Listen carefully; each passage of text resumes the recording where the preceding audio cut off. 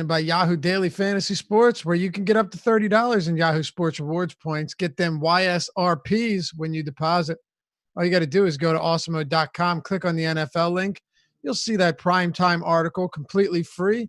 Click on that. At the top is the Yahoo link. Click that. When you sign up, use the code AWESEMO, AWESEMO, and get your $30 in Yahoo Sports Rewards points upon depositing.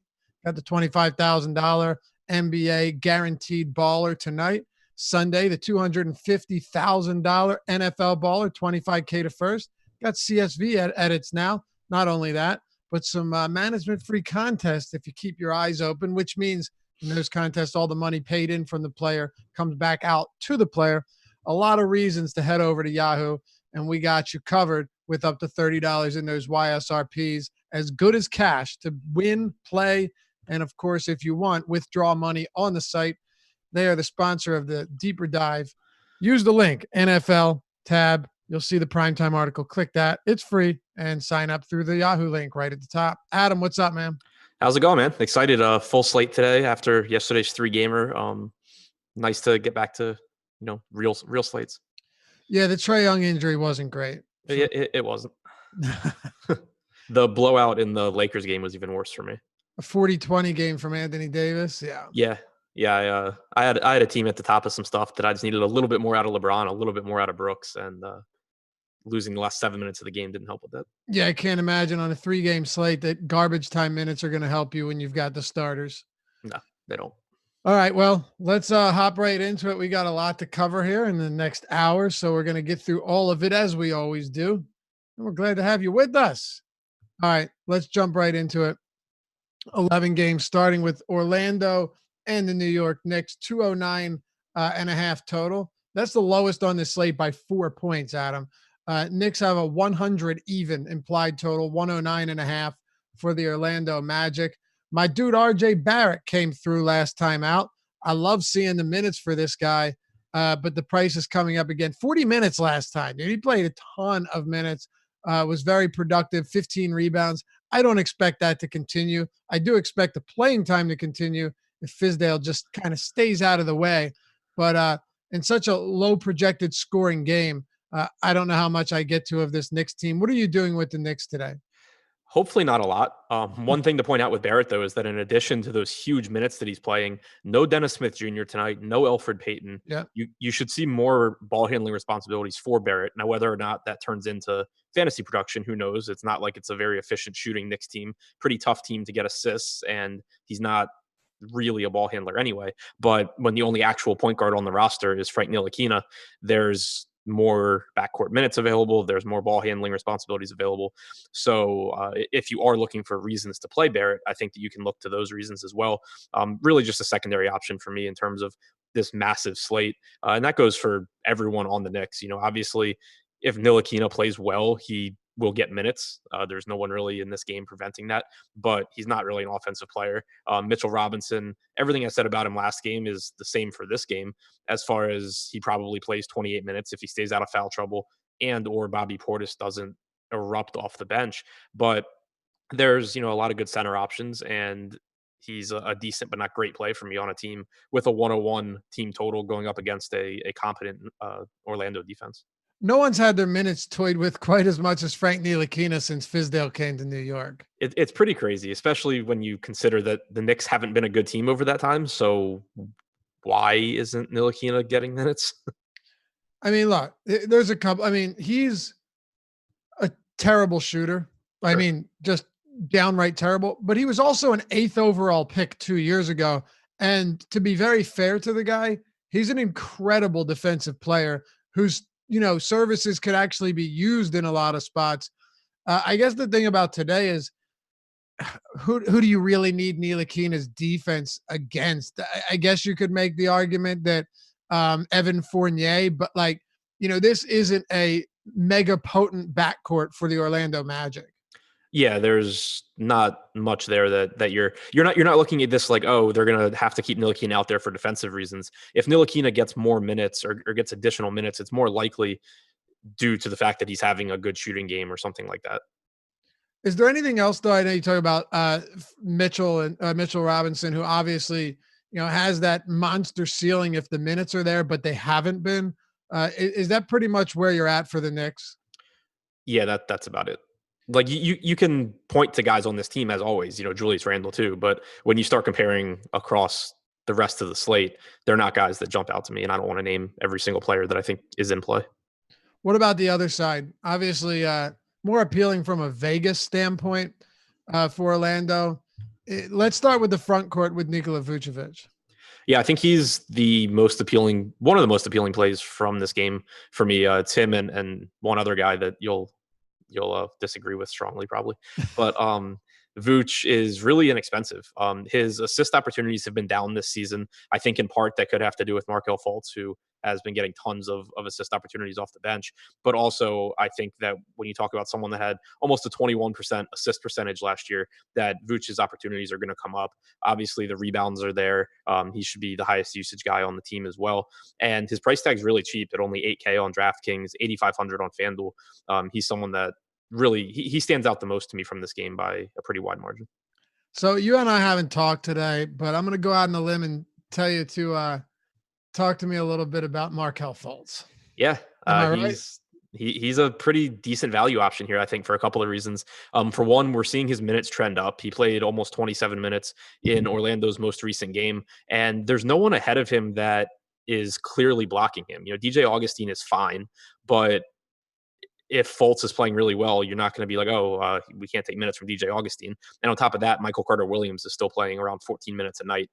He sure as hell doesn't need those minutes if Fultz is playing well. But you have Fultz with a respectable 22.5% usage rate off the bench. And on top of that, I mentioned that he had a lot of assist opportunities. And I don't have the number in front of me right now, but my expected assist percentage for him based on his potential assists per 36 minutes is 38%. So he's been getting a ton of assist opportunities, and has the ball in his hands a lot. So I think if you're going to get even 24 minutes, he's a reasonable value option. He has the ability to play 26, 27 minutes if things are going well. So I do think that he's not someone that I really want to go to in cash, but in tournaments, I think he has the upside at that price point at relatively low ownership. Might surprise you, but I totally agree with you here. That does surprise me. Well, I mean, the reason being that like Markelle Fultz, if I'm going cheap here, I don't mind having a ball handling guard that can actually rack up production in a number of categories. I'm going to be absolutely furious if he ends up being a good player for Orlando. I can assure you of that. Yeah. That's going to drive. I got the number in front of me now. 17.4 potential assists per 36 minutes, 12 potential assists per game in 24.8 minutes, average. So that's good. Well, it's even better if, and I don't think it's sustainable in those minutes, but the only reason I say that is you're talking about 12 potential assists and he's averaging 11 and a half field goal attempts per game, which suggests that while he's out there, he's doing like everything for the second unit. Yep. So, I mean, that's great. And if there's ever a value play that I'd like to consider, it's someone, again, that the opportunities and the volume is going to be there. Look, people look at usage rate, and I don't know, it might not be a terrible thing for you to explain it to people that might, have found us through baseball or football, but don't play a lot of basketball and just got into it. It can be deceiving if you're looking at a usage rate for a guy that's very low and not factoring in how much of a playmaker he is and how much of his production comes from assists, where you're credited with 1.5 points per every one. Yeah, exactly. It's a combination. You would like guys that shoot, and Fultz shoots, but guys that are picking up potential assists in addition to that, it just gives them multiple ways that they can get there, and it gives them a little bit higher floor. It gives them a higher ceiling. So when you get someone that he has the fourth highest usage percentage on the team, and then he also is one of the leaders in potential assists, it's pretty appealing. The only reason that I said I'd be hesitant in cash, because projection wise he's getting into some into optimal lineups for me on DraftKings, but it's that we don't know if he's going to keep getting this many opportunities, and so I think that there's still so much volatility and we're kind of guessing at how to project him that it makes it really risky there. But in tournaments, I have no issue taking on that risk. I actually like him a lot in tournaments. Anything else for Orlando? No. 222 over under for this Philly and Minnesota game, 114.8 total for the Sixers. 107.3 for the It's for the for the Vikings. Minnesota Timberwolves, 7.5-point dogs on the road. Whether you like this game for fantasy or not, it's a really fun matchup between Karl Anthony Towns and Joel Embiid, both of whom, of course, Towns has been incredible, but Embiid only played 23 minutes due to an injury in that first game, didn't play the second game, and absolutely erupted in that third game against Atlanta. He looked outstanding, and he was even getting that shimmy action in there as well. But I expect this to be a spot where Joel Embiid can once again do quite a bit of damage. Karl Anthony Towns, despite being an excellent player and rebounder and scorer, is not someone that I expect to be able to contain Joel Embiid. The question here is on an 11-game slate where you have, let's say DraftKings 1, 2, 3, 4, 5, 6. You have 8 guys above 9K, 3 above 10K. Joel Embiid's at 10K even. Where do you put him? And Karl Anthony Towns at 9,900. How much do you weigh? And let's not go team and team. Go Embiid and then Towns, or vice versa. How do you weigh this matchup for Towns going up against an Embiid Horford front court? I think that for Embiid, it's a nice matchup. Towns not really known for his defensive prowess, and it's an undersized Minnesota team beyond that. It's not like you have Taj Gibson at the 4 anymore, or someone like that, like an Al Horford type that can come over and potentially bail out Towns and defend Embiid. That's not happening with Robert Covington. So I think that it's a really good matchup for Embiid. The question would be how many minutes he plays. He played about 32 minutes in the last game. I have him for 33 tonight. I think that it's unlikely you get like that 37 or 38-minute game out of Embiid that you can get out of guys like Towns or Drummond. But he also averaged 1.65 DraftKings points per minute last season without Jimmy Butler on the floor, which is obviously the case now. And he's affordable. So I think that it's kind of splitting hairs for me between several centers at the top, especially when you factor in salary, between guys like Drummond, Embiid, Towns, even Vooch at the cheaper price tag. But I do obviously really like the spot for Embiid. Okay. What about the rest of this game? Any top options from either side? It's pretty much just the centers for me. Talked about Embiid and all that stuff goes for Towns too. It's a tougher matchup against Embiid, an Embiid Horford front court, but Towns just does so much in terms of scoring and playmaking that he is essentially matchup proof. He plays a ton of minutes as well. He's been shooting the lights out from 3 at about 52% this season. That's not going to keep happening, but his salary is still cheap enough where there's a pretty wide gap between what he's been doing and what you need him to do to pay off this salary. So I have him a little bit behind Embiid, a little bit ahead of Drummond.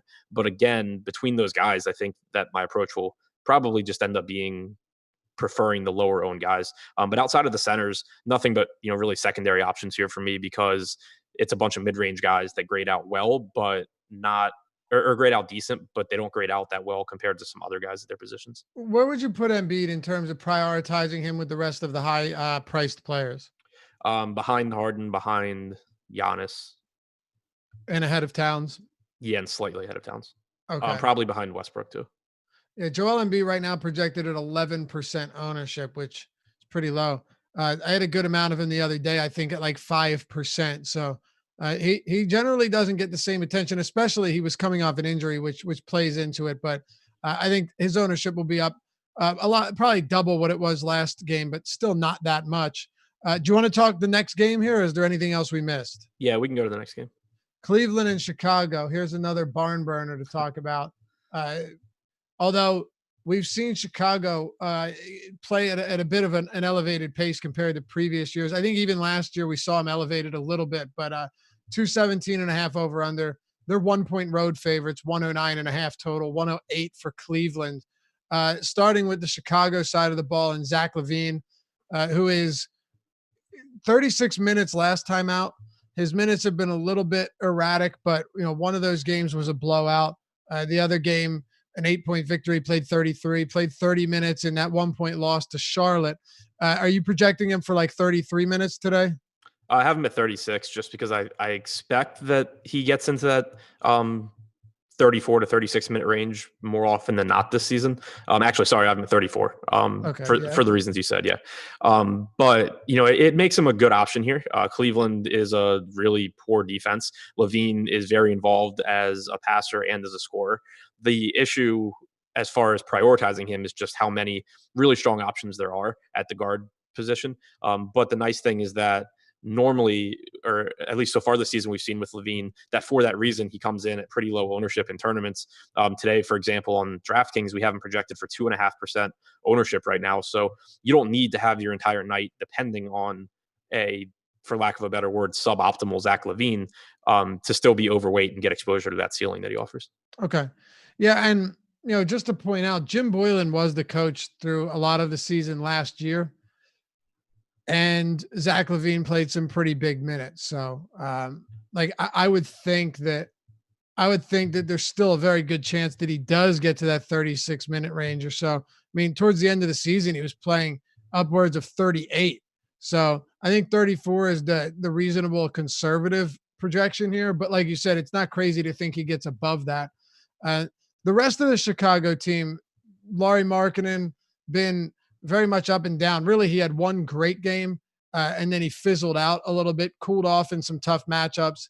Memphis matchup, though, should not be that difficult, especially in a pace-up spot. He struggled there, was brutal against Toronto, and very pedestrian against the New York Knicks. Wendell Carter Jr., questionable for this game with that swollen eye. He's coming off a huge game, and when he's out of foul trouble is definitely, which is very rarely, somebody that can put up some very solid numbers. We saw him really start to come on midway through the season before that season-ending injury last year. What are you doing with the rest of this Bulls team today? Not a whole lot. I think that Markkanen is similar to Levine in that he certainly has a high ceiling. It's a good matchup, but he doesn't grade out as well when you factor in price as some other power forwards for me. Carter, one of the biggest pieces of news that we're waiting on. He would be a secondary option for me, but again, it's just tough to prioritize him. Otto Porter stands out kind of as a value option because his minutes have actually come up. He played between 31 and 32 minutes last game, and he's really, really cheap. But there are a lot of good value options at the forward positions. So, I think a good point per dollar option, but not someone that you have to have, but he'll probably be my highest owned guy from Chicago. Okay. Yeah. The Cleveland Cavaliers, it's not surprising playing it, like a bottom 7 pace this year. Defensively, they're going to be better with a healthy Tristan Thompson, but I still don't expect them to be spectacular, although they have been decent to start the year. Starting with Kevin Love, the biggest question here is: Are we going to see the usage increase with him, or are we just going to see these young guys getting the lion's share of opportunities? He has a 19.3% usage rate through his first 3 games. You would think it comes up at least somewhat. Like it would be really surprising for someone to go from a 27+% usage rate last year to sub 20% and that actually hold. I don't know that we see it up in that 27 to 28% range anymore because Colin Sexton should be looking to get more shots as he develops. You have Darius Garland now, and then you still have lower usage guys, but guys that take some shots like Chetty, like Nance, and then Jordan Clarkson off the bench who's not afraid to shoot. So Tristan Thompson, though, Tristan Thompson has been the big surprise here, though. No, I mean, his usage rate's 20%, which may not seem like a lot, but given that he has a 15% usage rate for his career and he's attempted 18, 16, and 11 field goals over his first 3 games, you have to wonder if that can hold up. Yeah, I mean, he was 18% last year. We saw him a lot more involved offensively. That's fair. So, it's higher than it'll probably end up for the season, but I don't think that it's crazy. Right. But yeah, I mean, my best guess would be that Love ends up somewhere in like the 24% range. Are you getting to anyone from Cleveland? Not really. It's really the same as what I was saying about Chicago as far as not being able to prioritize them, except even less appealing because Love's a little bit more expensive than Markkanen. Thompson's a little bit more expensive than Carter. Sexton's not as good as Levine, obviously. So yeah, it's not that appealing a game as far as priorities go. Yeah, and when you're dealing with somebody like Colin Sexton, you are certainly relying on scoring, right? I mean, Yep. 5 potential assists per game, that's not going to cut it. And we saw last year, whenever he had a tough shooting night, he completely fell off entirely. And I just don't really see much reason to get there, especially if he's above 5K, which he is. Is that pretty much a wrap for this game for you? Yeah, pretty much. It's just guys that I don't mind if they're mixed into some tournament lineups, but there's nothing that I expect to be like a high owned play for me. Okay. Outside of maybe Porter. Toronto and Detroit's got a 213.5 total, also one of the lower ones on this schedule. 111.3 implied total for Toronto, 102.3 for Detroit. Uh, Toronto Raptors 9-point favorites. No Kawhi Leonard, but still a team that all in all pretty solid unit. Top 3 defense through their first 4 games, playing at a pace at top 12 pace, so kind of in the middle of the league there, but they've shown a lot in terms of defense. The Pistons, meanwhile, playing really slow. Defensively, they've been okay. I'd say more mediocre than that. But when you're looking at Toronto, are you willing to pay for somebody like Pascal Siakam, who is obviously about to take another big step forward this season, or really anyone else for Toronto, be it Kyle Lowry or Fred VanVleet? Yeah, I'm willing to go to Siakam more so than anyone else on this team. It's I think a pretty decent spot for him against this Detroit front court, and he's playing huge minutes. Should probably get 36 plus minutes here. He has a 31.7% usage rate through their first 4 games. Contributes rebounds, contributes some assists as well. And he's really not that expensive yet. On FanDuel, he's a small forward still at only 8,600. So you get a really appealing position there in addition to the affordable price tag. 8,400 on DraftKings is a solid price as well. There's nowhere where he's particularly expensive. So he really stands out to me from Toronto. The other thing that stood out to me from Toronto looking through their rotations is they have Patrick McCall back now. And it appears that has, at least for the time being, ended the Ibaka plus Gasol minutes. Ibaka didn't play any minutes alongside Gasol last game. You had McCall, playing more minutes on the wing, which pushed everyone down. So that's something to keep in mind as far as projecting minutes for Gasol and Ibaka. Okay. Detroit, Andre Drummond, the guy doubles like every first half. It's really crazy. Obviously got into a little bit of foul trouble against the 76ers. Second half of that Pacers game was underwhelming, but still finished with 18 and 18. Quality shot blocker. Also pretty active defensively, getting his hands out. Essentially averaged almost 2 steals per game last year, which is really impressive for a big man. He's $9,400, pretty much right around there with Steph Curry and Russell Westbrook, not much less expensive than Karl Anthony Towns and Joel Embiid. We have to adjust to salaries and to matchups and to the specific slates that we get each night. Andre Drummond's been in some very favorable spots as a top play, especially at a discount on most slates this season. This one feels a little bit different. Yeah, I think it's a bit tougher spot, and you have him at basically the same price point as guys like Towns and Embiid. You have him more expensive than Vooch, more expensive than Capella in a good spot. So it's really tough to prioritize him. That basically means that I don't see getting to him in cash games. I think that if he's going to get really low ownership in tournaments, you obviously still get a monster ceiling. He played 38 minutes again in their most recent game. So the only game this year where we haven't seen him play monster minutes was the game where he was in foul trouble. Only 7% projected ownership on DraftKings is pretty nice, but again, it's a really big slate too. So there's a lot of guys that are really good that don't have a lot of ownership. Not going to be upset if I get Drummond, especially because I think that even though Toronto is good, guys, Gasol's old, Ibaka is giving up 40 pounds to Drummond. So I think that he should still have a good game. It's just that his price tag has come up and there's a lot of guys priced around him that I just like a little bit more. Yeah, it's hard to prioritize him over Embiid or even in a difficult matchup, Karl Anthony Towns. As much as I love the guy, the rest of this Detroit team too, difficult matchup. This game should be played at a pretty slow pace. Reggie Jackson, however, did not travel with the Toronto Raptors on this 2-game road trip. So Derrick Rose should get minutes, but I don't see him going above 27. That seems to be par for the course at this point. There's no question that the opportunities are there. Even last game, where he only had 18 fantasy points, he attempted 16 field goals. And from just a straight usage standpoint, you're not going to find someone off the bench or even at that price really with a usage rate as high as Rose, 36.6%. But of course, it'd be nice to see more minutes out of him hitting that 30 minute mark, and I don't think it's going to happen.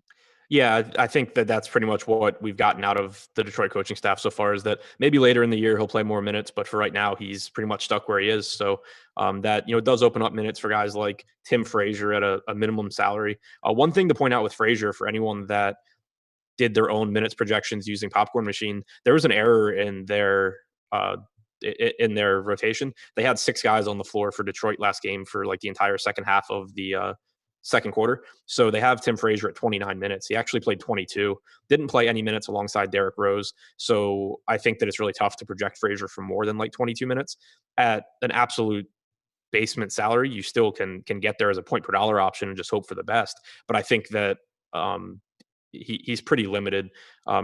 Rose and Drummond are my 2 favorite guys from Detroit, but in the context of the slate, I don't think I'll have a whole lot.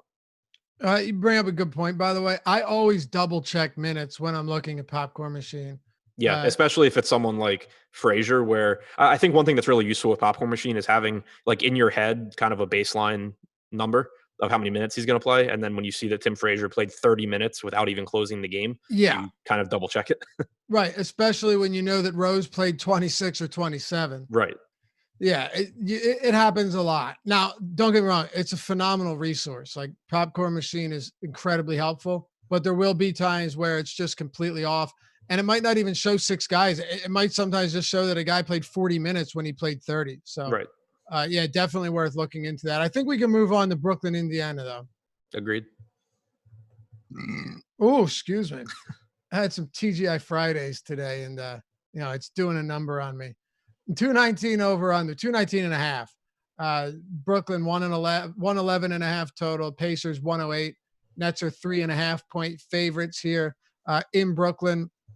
Let's start with old Kyrie Irving. Just been spectacular to start the season, dude. He's averaging 38 points through 3 games. He's crushing it from deep. He's getting to the line, almost 10 times per game. Like, there's nothing about Kyrie Irving's performance thus far that we can complain about. The only thing is, like, for a guy that usually gets a pretty high price point, he's not an elite passer like many of the other point guards. But man, he's found ways to make up for it in a myriad of ways, particularly with his scoring and super high shot volume to start the year. Yeah, 37.5% usage rate through their first 4 games. The only negative that I can point to for Kyrie is that it doesn't seem like they're looking to play him huge minutes in regulation. So I haven't projected it for 33 minutes, whereas a lot of other guys priced around them are going to play 36, 37 minutes. But that being said, he's getting enough assist opportunities combined with his usage where he obviously is a really, really good play. I don't think there's a whole lot to say there. Like he's underpriced. He has a 60 plus fantasy point ceiling. He's just a really good play. Yeah, I'm giving him 33 minutes. I think it's reasonable. Played 34 last time, 33 in regulation in that opener before the overtime. And you know what? He's really not if he was priced a lot higher, then you'd be like, well, I think I can go elsewhere. 8,700. If he plays 33, 34 minutes, he should be able to get the job done on a team where he is just going to soak up so much shot volume and really all of the ball handling responsibilities. What are your thoughts, though, on the rest of this Nets team? I feel like you and I haven't really talked much about them at all through the first week of the season on the deeper dive. Yeah, I don't think there's a whole lot else that's really that useful for DFS. It's just a lot of guys that don't play huge minutes and that aren't really high usage guys. I think Karis LeVert and Spencer Dinwiddie are the next 2 guys in terms of usage behind Kyrie, but you're probably only getting around 24 minutes from Dinwiddie. LeVert probably plays around 33 minutes and is reasonable, but he's priced up enough where I think that there's better point per dollar options that give you comparable ceilings. And then the front court is just tough to predict and tough to like when you have DeAndre Jordan and Jared Allen essentially splitting minutes. All right. Yeah. 19 drives per game from Kyrie Irving. You're getting him to the basket and you're getting him from beyond the arc. And I really like that. 4.7 passes on 18.7 drives per game, Adam? Yeah. Leads the league in field goal attempts per game on drives. Yeah. Well, when you're passing 4 times out of 19, that's going to happen. That's crazy. I like to see that for sure. I think the numbers with him are going to look great across the board. Is he going to maintain 40 points almost per game? No, I don't think anybody's saying that, but The production should stay really solid. 84 touches per game as well. How about the Indy side? Malcolm Brogdon, man. I think everyone wondered what he would look like, what this team would look like, away from Giannis Antetokounmpo and Middleton and Bledsoe, where he was the fourth option on that Bucks team. Now he has clearly taken charge.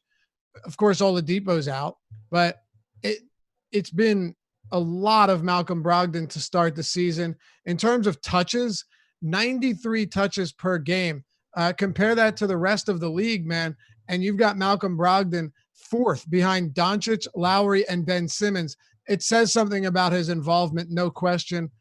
You take a potential assist per game for someone like Brogdon. He leads the league tied with Russell Westbrook with 20. That's really good stuff. Yeah, and he's still cheap, and we haven't projected for low ownership. I don't know if that's going to come up or if it's the people are just kind of looking at his salary and reflecting on what he was with the Bucks and not wanting to roster him. But I think he's one of the best plays on the slate. I agree. He's everything you just said. He has the highest usage rate on the team. He leads the league in potential assists. He's playing like 36 minutes a night. There's just not really anything there to dislike. It's not like it's a bad matchup here against the Nets.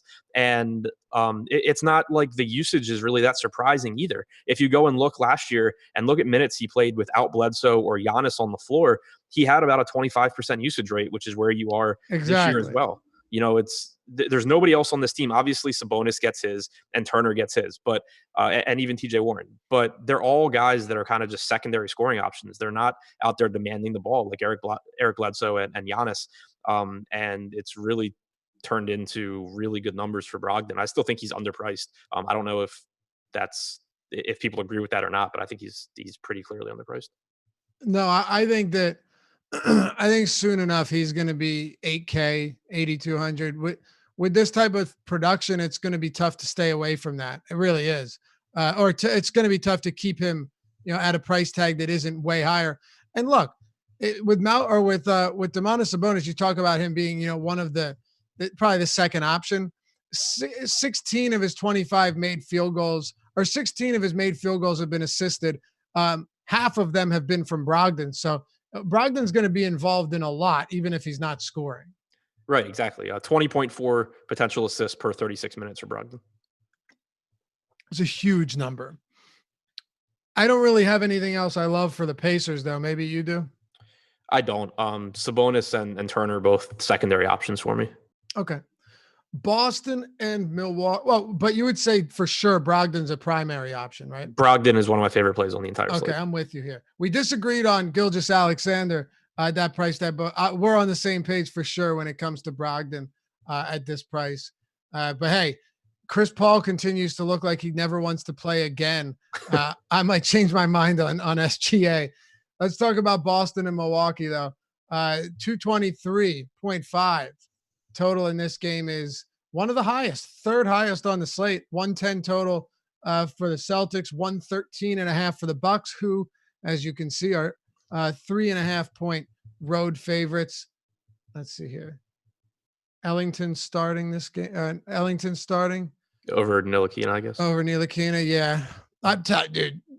He hates that guy. Fizdale hates that guy. Let me backpedal for a second. Get that out of the way. Thanks, brother. To our guy in Slack chat. Don't impede my status. Wayne Ellington starting. Any thoughts on him at the dead men? Straight 3-point shooter. Not really. I hate when Wayne Ellington starts games like this because he's going to take 11 threes and do literally nothing else. Yep. If he makes 8 of them, he's a really good play. If he doesn't, he's not. That's 100% what it is. And maybe he falls into a couple steals. Right. Yeah. Yeah. It's tough, man.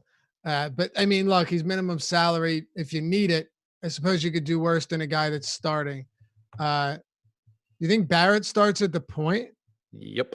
You can't start Ellington at the point. No, it's Barrett. Fizdale really thinks Barrett's a point guard.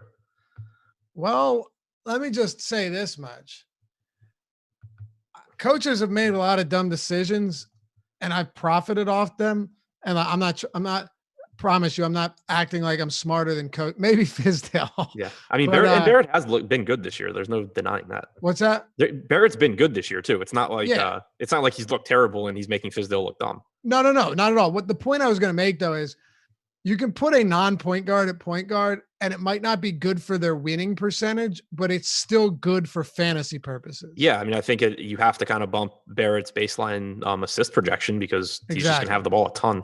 Right, and that's all I'm saying. So you know what? Maybe Fizdale will find something here in Barrett. I love what I've seen. I don't know if I love him at the point, but for fantasy purposes, yeah, I do, because who else is bringing the ball up the court?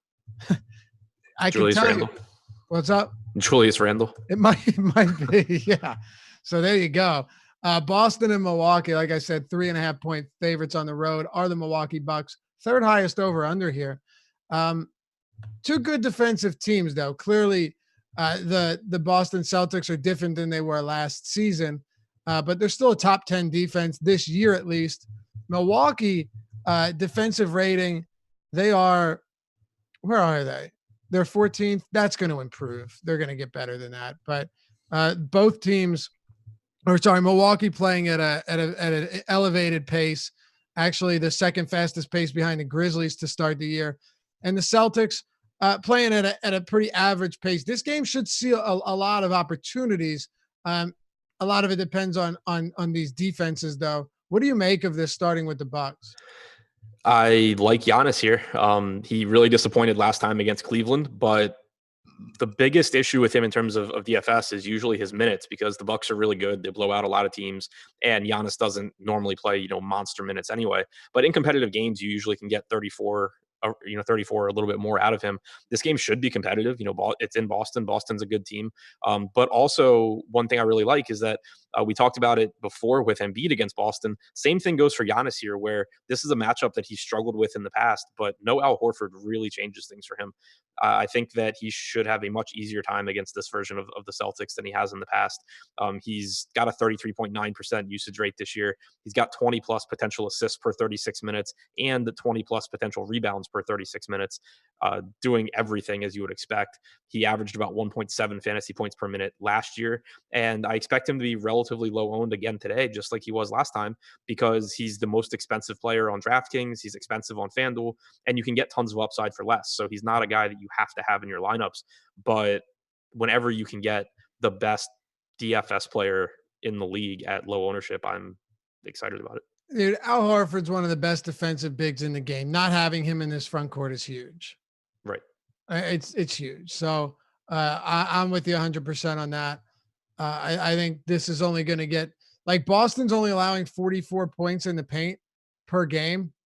But I think also, when you take a look at, like, Embiid only played 23 minutes in that first game. Marc Gasol, like you said, this guy is getting old. You go up against someone like Giannis, who, for the next 10 years is going to lead the league in points in the paint. It is a spot that, compared to last season, is that much. It's significantly better. And yeah, I think, what did you say his ownership's coming in at? He's 8% on DraftKings right now. Wow. Okay. Yeah, that's pretty significant. Is there anything else for Milwaukee, though? Eric Bledsoe's really cheap on DraftKings. He's 5,700. Obviously, it's not the best matchup, but he's 5,700. He probably plays, 30, 31 minutes. I think that he's a guy you can take a shot on in tournaments. Okay. What about with Boston? Jason Tatum's first two games were spectacular. Second game came back down to earth, struggled shooting, under 30% in that one, 5 for 17, but still 34 minutes. And by the way, he played pretty deep into what was an obvious blowout. So that was encouraging to know that even in a game where they were up by like 20 points with 8 minutes remaining, he played down to, I think, the 4-minute mark. He's now played 37, 35, and 34 minutes. Expect big minutes from Tatum. Should we expect big production against the Giannis Antetokounmpo-led Bucks?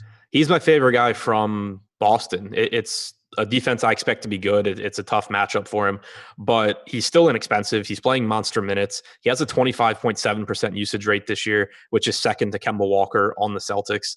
No Jaylen Brown potentially gets him some more shots as well. Not sure how big of an impact that'll have, but it shouldn't hurt.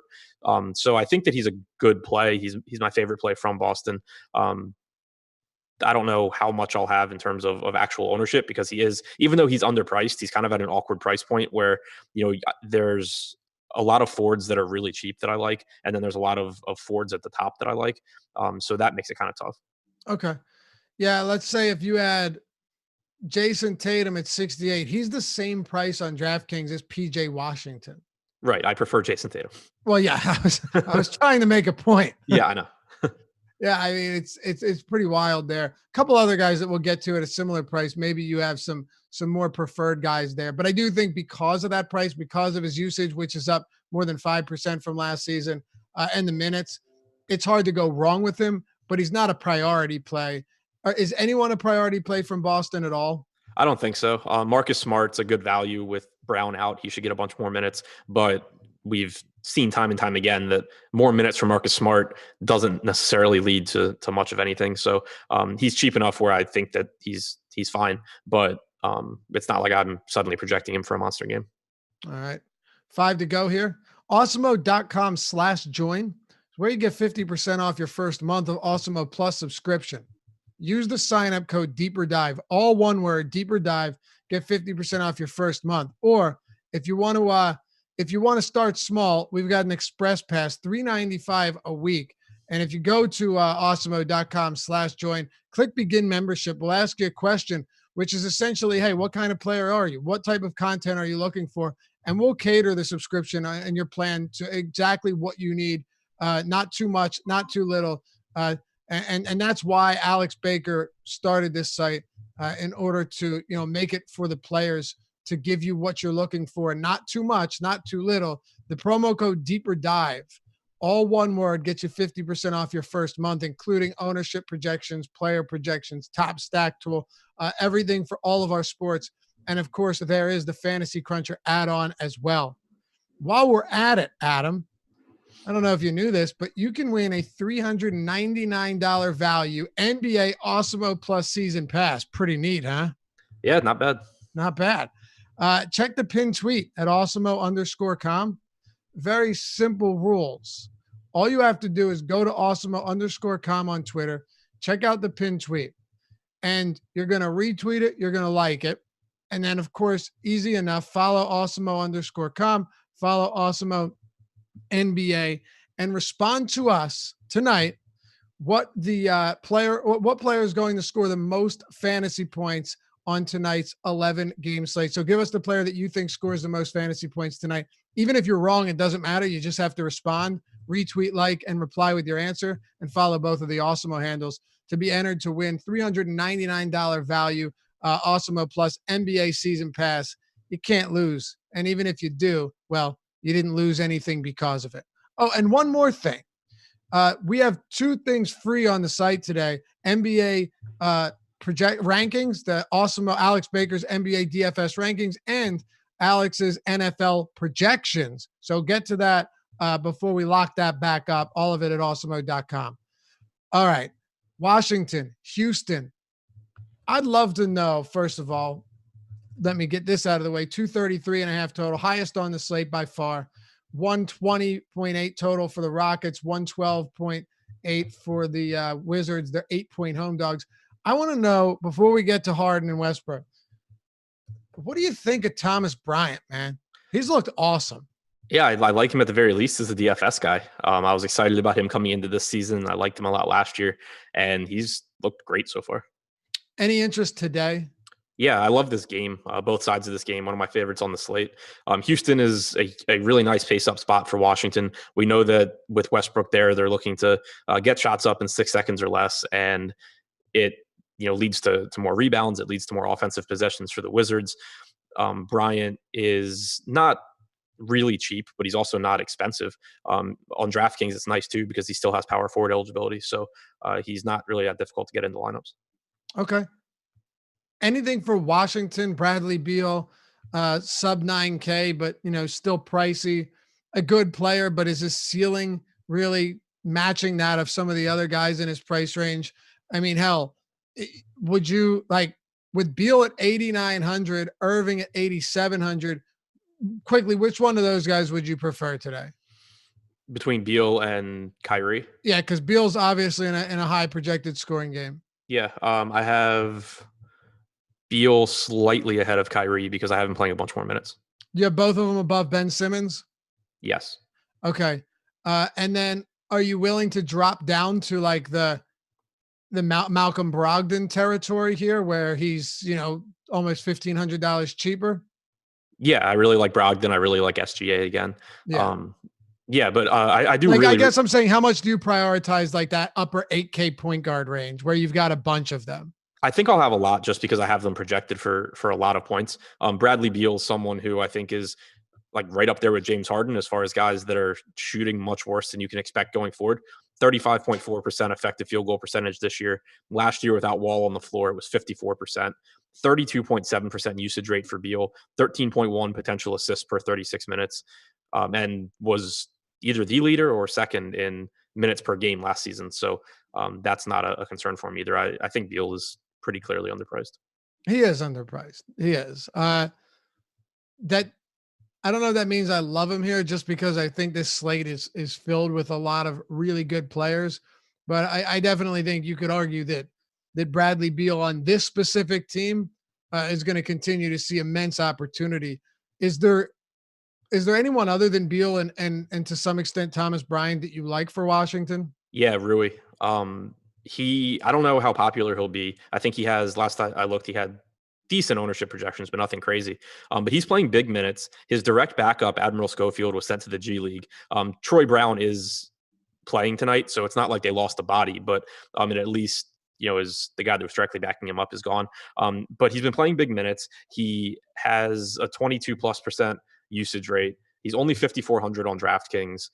The only downside, I guess, is that he's only power forward eligible, but I have him at 34 minutes here, and I just think that he's really cheap. I actually, when you factor in salary, I like him a little bit better than Bryant. Okay, so even at that price, you think it's perfectly reasonable. And what are you projecting his minutes at? Sorry, 34. All right. Well, if that's the case, then yeah, it's totally understandable. For Houston, we've yet to get that monster Harden game. I know last time out, he bounced back from a really rough 2 for 18 3-point shooting performance against the Pelicans. He shot only 3 for 14 from three. Get this, dude. He's 6 for 40 from 3-point range. It honestly feels like deja vu from the last couple of seasons where he got out to a very slow start and then lit the world on fire. And isn't he the reigning MVP? No. No? Giannis, right? Was it Giannis? Yeah, it was Harden too. Harden 2 years ago, Giannis last year. Yeah. Right. But yeah, he started off struggling shooting both of those seasons. My point being, it's not something I worry about. Yeah, not at all. I don't think that Westbrook's having any sort of negative effect or anything like that. 33.3% effective field goal percentage this season, 53.9 last year. Still leads the team by a lot with a 36.7% usage rate. 17.1 potential assists per 36 minutes is second to Westbrook. Nice matchup against the Wizards, who shouldn't really do a whole lot defensively against him. And he's still underpriced as well. Like he's still not killing you when he's shooting, 6 for 40 from three, and it's only going to get better. So cash game, first guy in for me in cash games, perfectly fine with him as like the highest owned guy in tournaments as well. What about Russell Westbrook? 19 drives this season. Pretty incredible that Harden leads the league in drives with 21.7. Russell Westbrook is second with 19. You're going to see some wild numbers from this duo going forward this year. Russell Westbrook is leading the league with 20 potential assists. James Harden is fifth with 17.3. We're going to see some wild stuff with these two guys this season.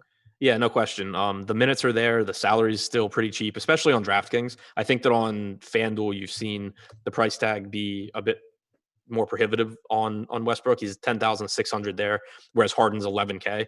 I think that Harden is clearly the better option between the two. And there's plenty of point guard options that you can go to for cheaper than Westbrook, but sub 10K on DraftKings, really easy to get him in the lineups. He's leading. He's second to Capella in rebound chances per 36 minutes. He's leading the team in potential assists per game. He's second with a 27% usage rate. Should play 35, 36 minutes. One of the top plays on the slate for me. Okay. Behind Harden, but still one of the top plays.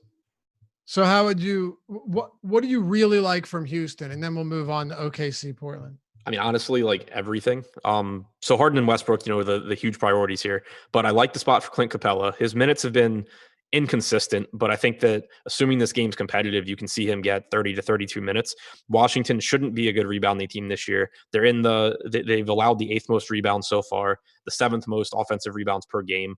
So I think it's a spot where Capella should get plenty of rebounds, plenty of putback opportunities, in addition to whatever he gets from the pick and roll with Harden.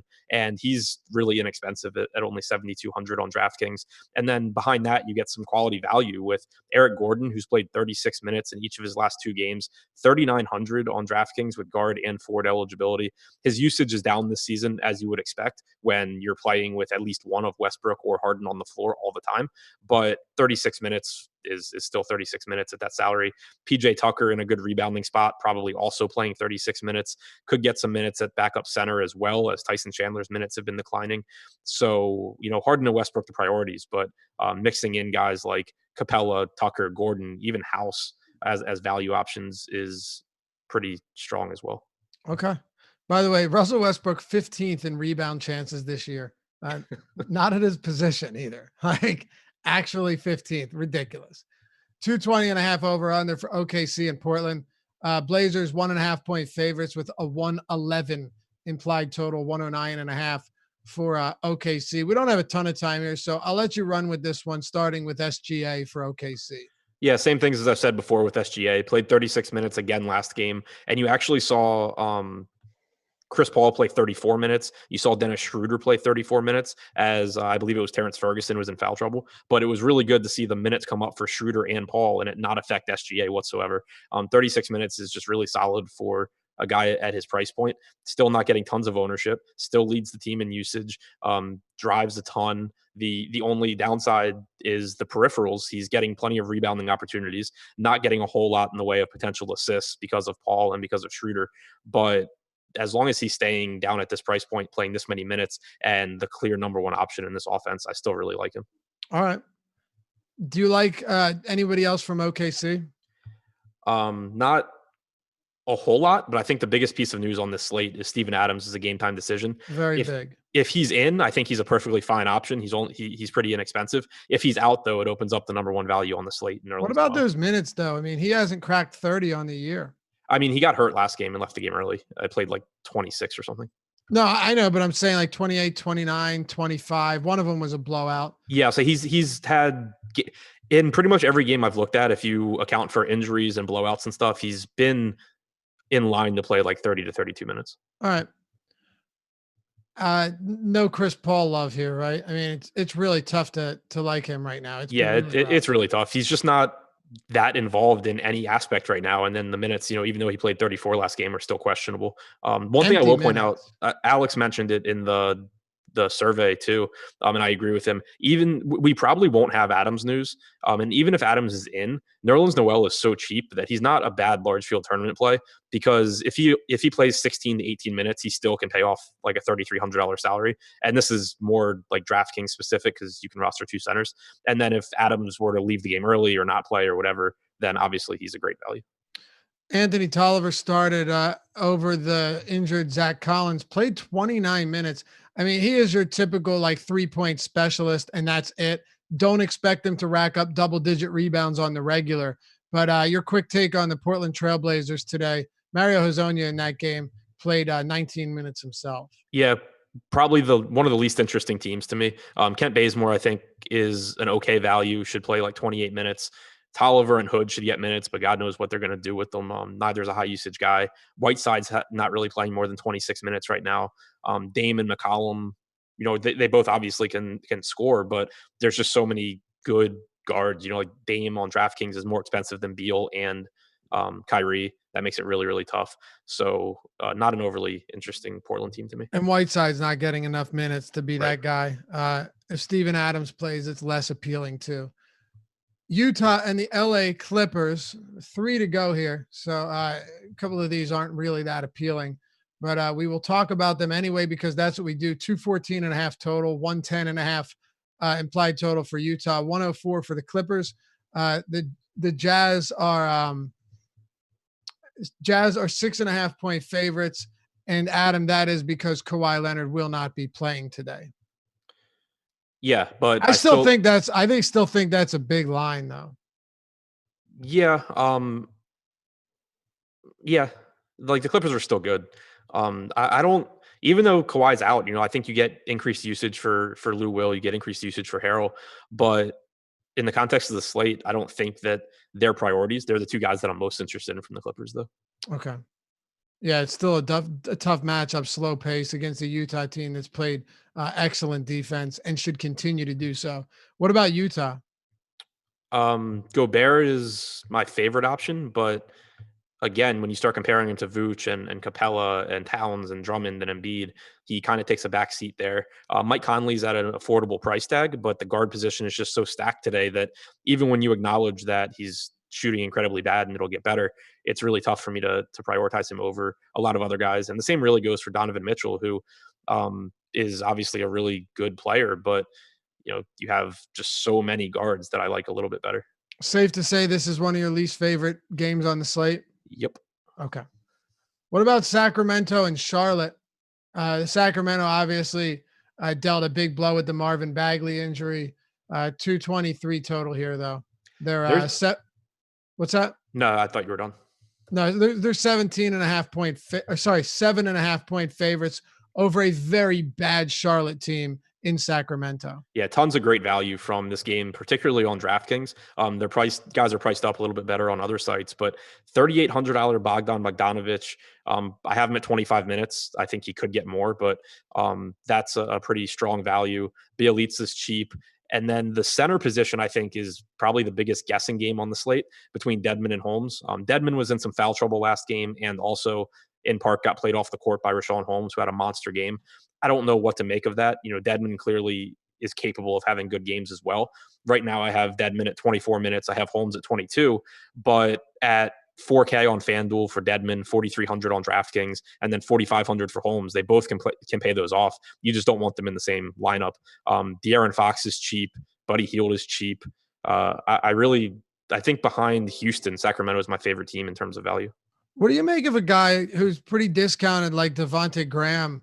It might surprise you to know that he has a 41% assist rate this season, 23% usage rate. He saw his minutes increase from 28 to 32 last time out. Any interest there in a guy like Graham on a team that really doesn't have many guys that eat up a ton of usage? Yeah, definitely. He's played really well. He's getting minutes alongside Rozier, which I think is really big because it's a big ask to get them to just bench Rozier already. But playing alongside him really opens the door for more minutes for Graham. He's, like you said, he has the 41% assist percentage based on his potential assists. I think that's actually sustainable if he keeps getting that many. Usage is there, minutes are there, favorable matchup. I like Graham, and I also like Dwayne Bacon. I think he's a better play on FanDuel at only 4,800. But on DraftKings, he's reasonable as well. He's been in foul trouble 2 games. He's played north of 32 minutes in the other 2 games, led the team in usage in the preseason, has a 24.2% usage rate to lead the team in usage in the regular season as well. And the only thing holding his minutes back really has been foul trouble. Yeah, 14 potential assists for Graham, 8.5 for Rozier. I do think Rozier will see some positive regression there. But I like what I'm seeing from Graham here. And look, someone's got to rise to the top on this team. And maybe it'll be PJ Washington, but his shot volume has been way down over the past couple of games. So Graham's my favorite play from Charlotte. Who would you say your top play from the Hornets is today? Graham. It is Graham? Yeah, okay. It's either Graham or Bacon, but I would give the edge to Graham. All right, live before lock coming up right after this. We're going to close it out with this game. Adam, Phoenix and Golden State. Golden State got back on track a little bit last time out. They're only 5-point favorites though, 229.5 total. It's the second highest here. Take it away. Yeah, Golden State adds a couple bodies with Willie Cauley-Stein back and with Alec Burks back. So that makes it really tough to trust anyone outside of Curry, Russell, and to some extent Draymond. But I think it's a worse spot for Draymond than last game because he'll be shifting back to the 4 with Cauley Stein there. So Curry's really my priority here. He still hasn't played a full allotment of minutes this year because of blowouts, but 29.2% usage so far. That could go up.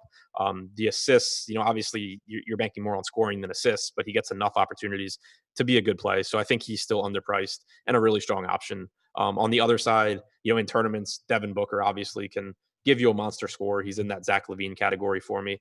Oubre and Rubio are secondary options for me too. Where would you compare these guys to the rest of this slate with 11 games? Everyone except Steph is a secondary option for me. And Steph is a priority? Yep. All right. Hey, that'll do it for us. Stick around. As we said, coming up next is Live Before Lock. They're going to take you up till 7 p.m. Eastern time. If you enjoy the show, be sure to hit us with a thumbs up. Much appreciated. Helps us continue to keep pumping out free content here on the site each and every day. And subscribe, hit that notification bell as well. It's Josh Engelman. It's Eddie Fear taking you up till 7 on Live Before Lock. We'll see you back here tomorrow on the Deeper Dive.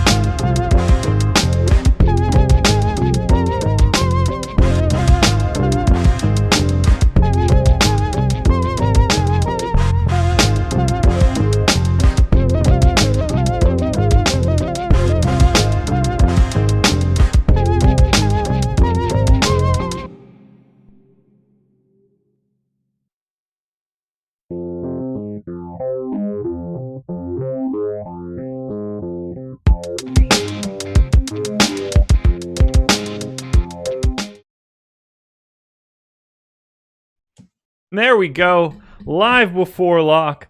I thought we were going to be able to get Eddie in here for today's show. And we did. There he is. Fast Eddie Fear. Josh Engelman. Live Before Lock. I love it, man. You ready for this? Big slate. I'm ready. Always ready. Especially after 2 days of rest. Whew, it's a big one. 11 gamer. We don't have too much news, but unfortunately, the piece of news that we are waiting for is one of the biggest pieces on the slate. Steven Adams. Yeah. So that is the one big thing since we got Kawhi a little bit earlier, which is helpful. But we've got a ton to go into. So let me hit some plugs first, because I would be remiss to not shout out Fantasy Draft, the presenting sponsor of this Live Before Lock show. If you want to play rake-free daily fantasy, and honestly, why would you not want to do that? It doesn't make any sense to me. That's just what you should do. I would lose my job and face criminal charges. But for everyone else, they should play rake-free fantasy. They should play rake-free fantasy. It's who wants to pay more rake?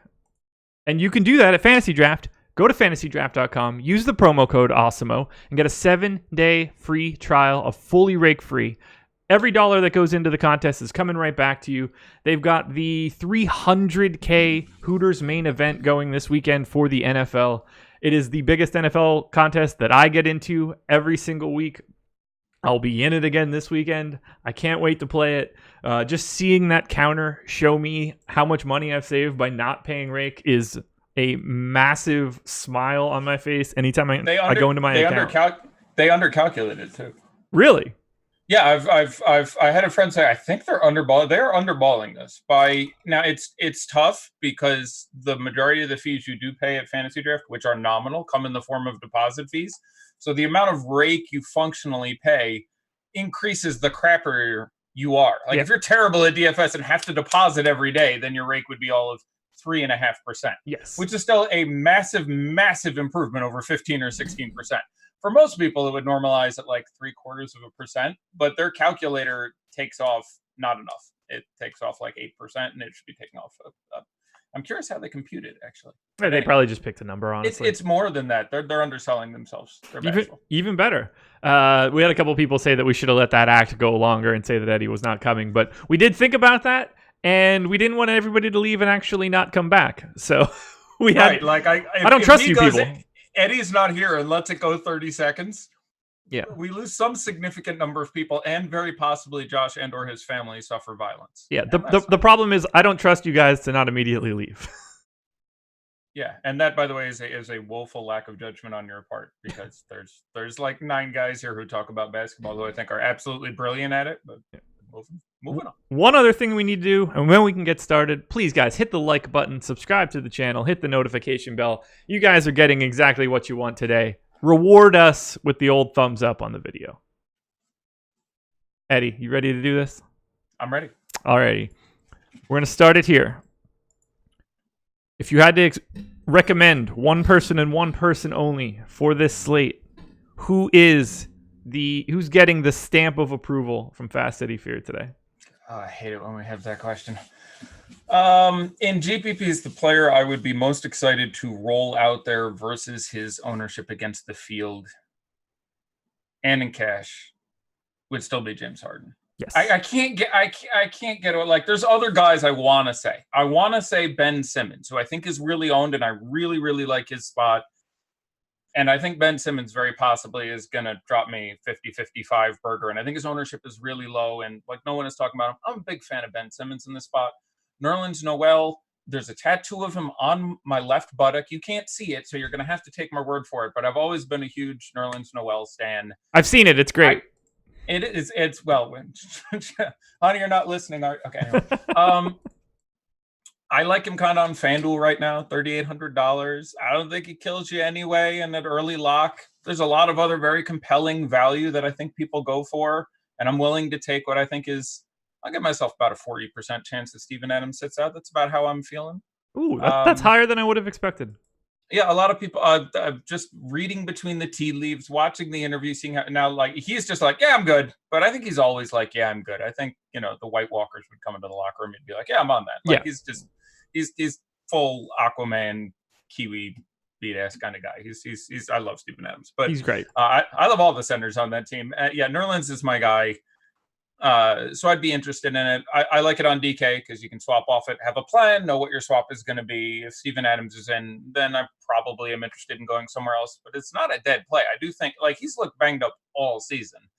And I don't think there's a non-zero chance of limited time out of him. I don't think there's a non-zero chance of foul trouble against Hassan Whiteside. Like, there's lots of ways it still randomly works out for you. So if you got stuck with Nerlens Noel, I didn't feel too bad about it anyway. But you can have a plan on DK. And on FanDuel, I think you're going to get like 7% ownership. And that's pretty exciting for me. And a chance that he starts. And the scoring is very, very nice Nerlens Noel scoring on FanDuel. So, but my answer to your original question, to leap back a minute or two in time, is James Harden. Look. Okay.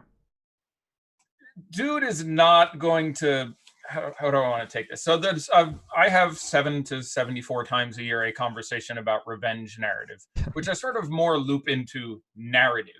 And I believe there are players for whom it is dumb. Like, this guy's going back to his hometown and he's got 60 people in the crowd.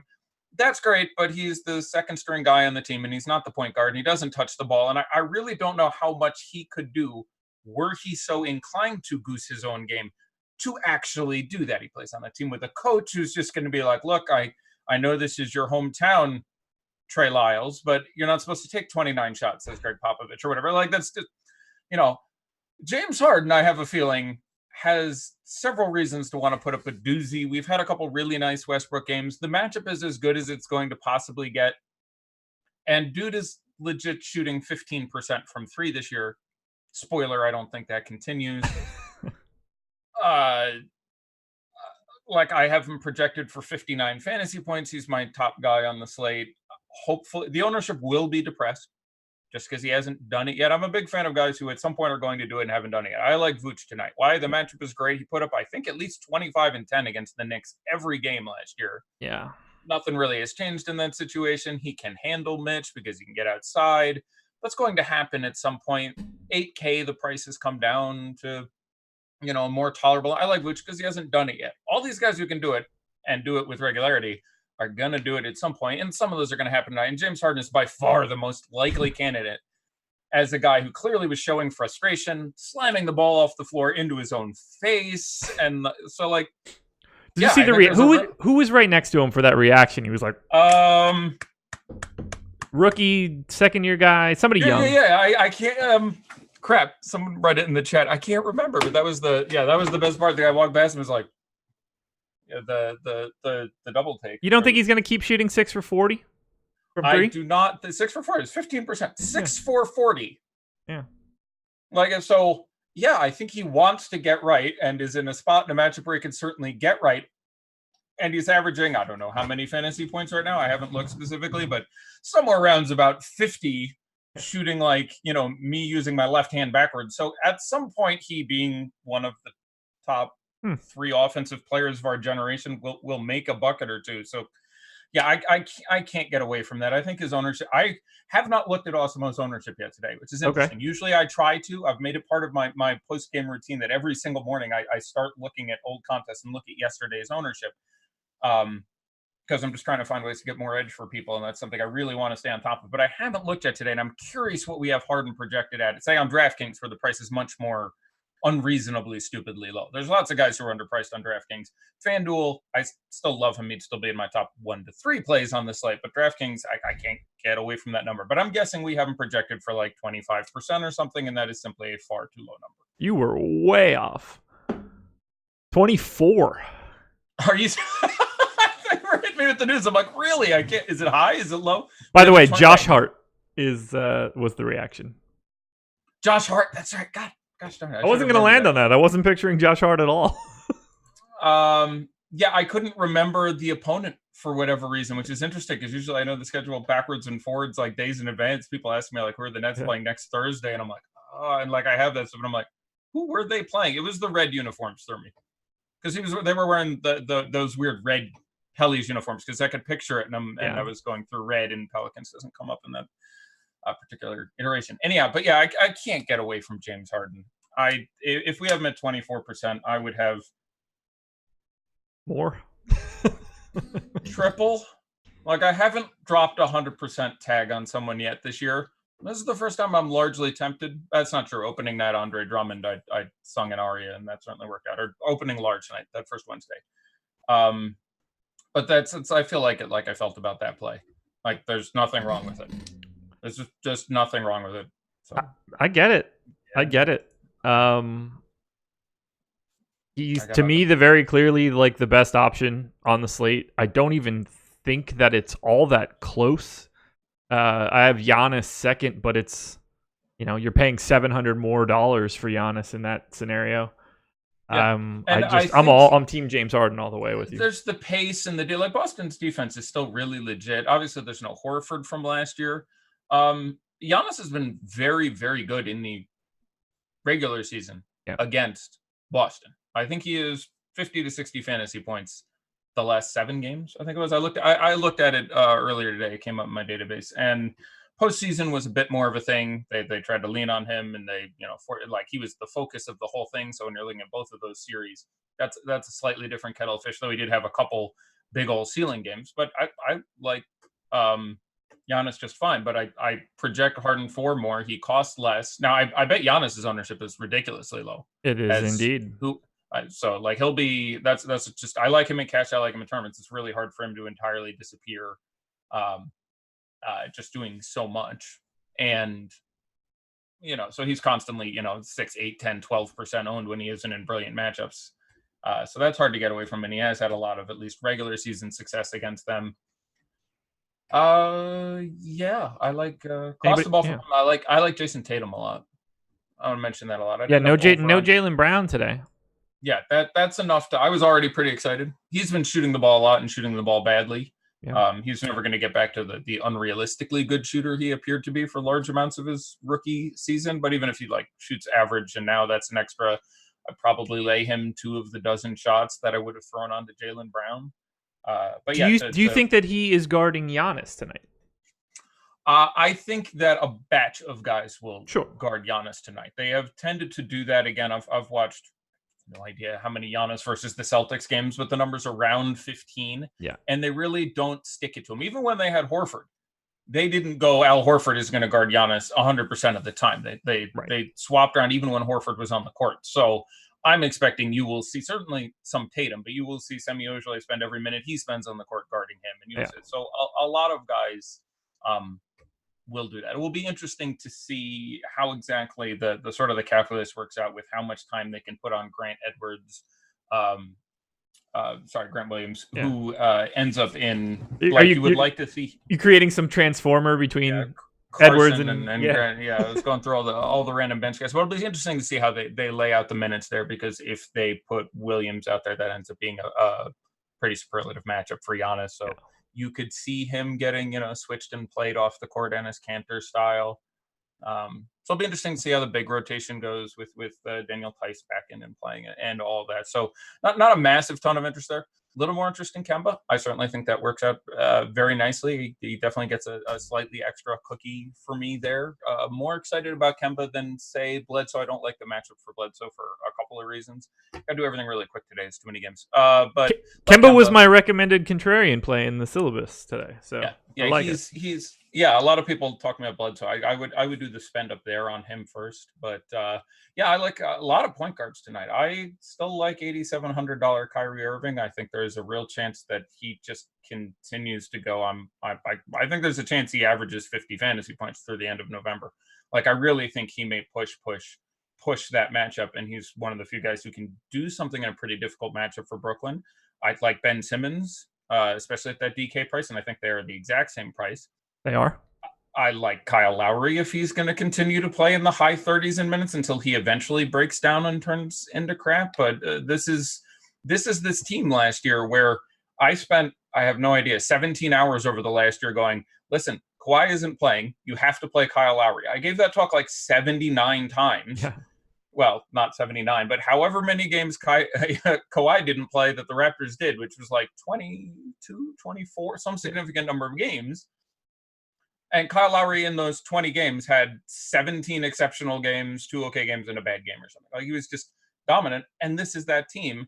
And he's not as broken down as he was. So they're just pushing his minutes way the hell up. So that's not the world's best matchup. But, the backcourt defense on that Detroit team is going to continue to be suspect. So, yeah, Kyle Lowry, until minutes change, system change, there's just too many minutes. I like Miles Turner for too many minutes. Yeah. You and me both there. Whatever, but he's played 38 to 39 minutes. Like, that matchup is above average, to say the very least. He looks really good today. Yeah. We got 2 pieces of news that I want to hit you with. Nothing terribly relevant. Troy Brown limited from 16 to 20 minutes. Doesn't affect anything really, but that information is there. And we got the Wizard starters: Smith, Beal, Bonga, Hachimura, Bryant. All right, so Bonga will continue to start. It'll be interesting to see how that goes. Troy Brown's returning, I think, takes most of the minutes that Admiral Schofield was getting, who they've I think he went down to the G League. He did at the moment, but he's not. Yeah, he went down to the G League. He'll pull a couple from Davis Bertans, maybe, who's someone I like. Not many, though. I still like When Troy Brown gets there, is he like, I'm the Admiral now? That's a cute. That's if it was Captain Schofield, that joke would have hit a little stronger. But that's why I think it's a little bit better because it's not. Yeah, no, some nautical terms. I just don't know how many people got it. Is what I'm saying. I'm Probably a huge fan of making brilliant jokes that 1 to 3% of the chat get, and everyone else has to sit through. Oh yeah, I'd like it a lot more if barely anybody cared for it. That's a more satisfying joke to me. Yeah, Emac and I do old man shows where it's like, oh my god, remember that 91 NLCS? Ron Gant was incredible. Ron Gant, man, the Braves had such a cohesive lineup with McGriff and that pitching staff. Anyway, yeah. So, stuff. So yeah, that was the news. Little less. I'm still a big fan of Davis Bertans. There's a chance he still gets all of his minutes. They've been letting him close. He's getting like in the high minutes. A lot of the value that's popular, I'm not as big a fan. I still wouldn't like Bonga. He has been better than I thought. I thought he was going to be woefully low usage, and he's gotten like 18 or 20 fantasy points every game. Hasn't killed G yet. Yeah. But what's funny now? Oh no! Now chat's catching up. I'm being told that was not my best material. It's early in the show. Give the man some time. But yeah, I'd rather set my sights on Noel than a couple of those guys. But I would have Bertans most compelling of the value options there. Probably then Isaiah Thomas. Ooh. Did you see his Halloween costume? The Oompa Loompa? Yes. That's guy. I mean, and again, I love that. You gotta be able to laugh at yourself. Yeah. You got, and that's. I feel like he lost a bet. I hope not, because I would like it more. But it wouldn't shock me if he lost a bet and had to. I got to see if they're if he knew the songs, that would be great. I also like that he went with the appropriate Oompa Loompa and not the. I got the name of the Indian actor who played the Tim Burton Oompa. He just died a couple years ago, right? Or am I crazy? Yeah. Deepak Ray Park, 2 very short names. I can't. Someone will chat it, but anyhow, that would have been not as good. And plus, he had many different uniforms, so definitely the orange, white, green face makeup is the way to go. So I hit you with who do you like the most when we started. Now I'm going to hit you with a couple of the guys that have the most ownership on the slate, and I want you to let me know what you hate the most. I'm going to pull up our ownership so I can participate in this conversation and see if anyone else jumps out to me as particularly Eric Gordon. I'm reading these in order. Eric Gordon, James Harden, Bogdan Bogdanovic, Russell Westbrook, Terry Rozier. Those are the top 5, unless we got an update. Terry Rozier. Oh, we do have an update. Let me refresh this. Terry Rozier? Gordon, Harden, Bogdanovic, Westbrook, Buddy Hield. Okay, well, Hield at least I'm not gonna like that much if he's I'm just gonna load it, but I assume he's in the high teens, low 20s on the slate. 17, yes. And just for reference sake, Eric Gordon is 26. That is the high number. So it's not like anybody is broken free to the 70s or something. So, I've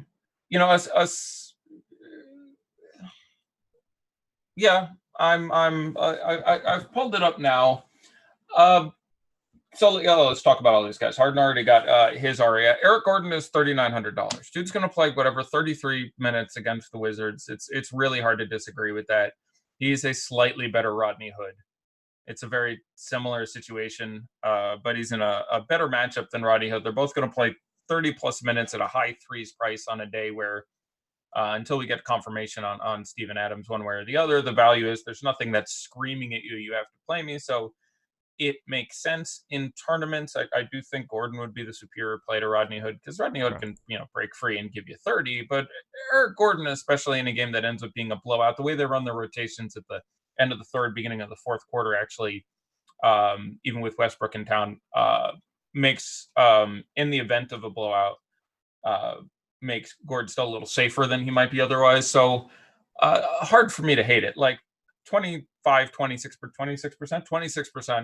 is still not that big of a darn number. Again, the whole issue with ownership is the number of people you pass when somebody does well. So I've often said that the ownership is less important than the inverse of the ownership. Yes. So, the difference between a guy who's 25% and 50% is much different from people who are 4% and 8%. Yeah. 4% and 8%, when your guy goes off, you're still lapping 92 or 96% of the field, which are very similar quantities.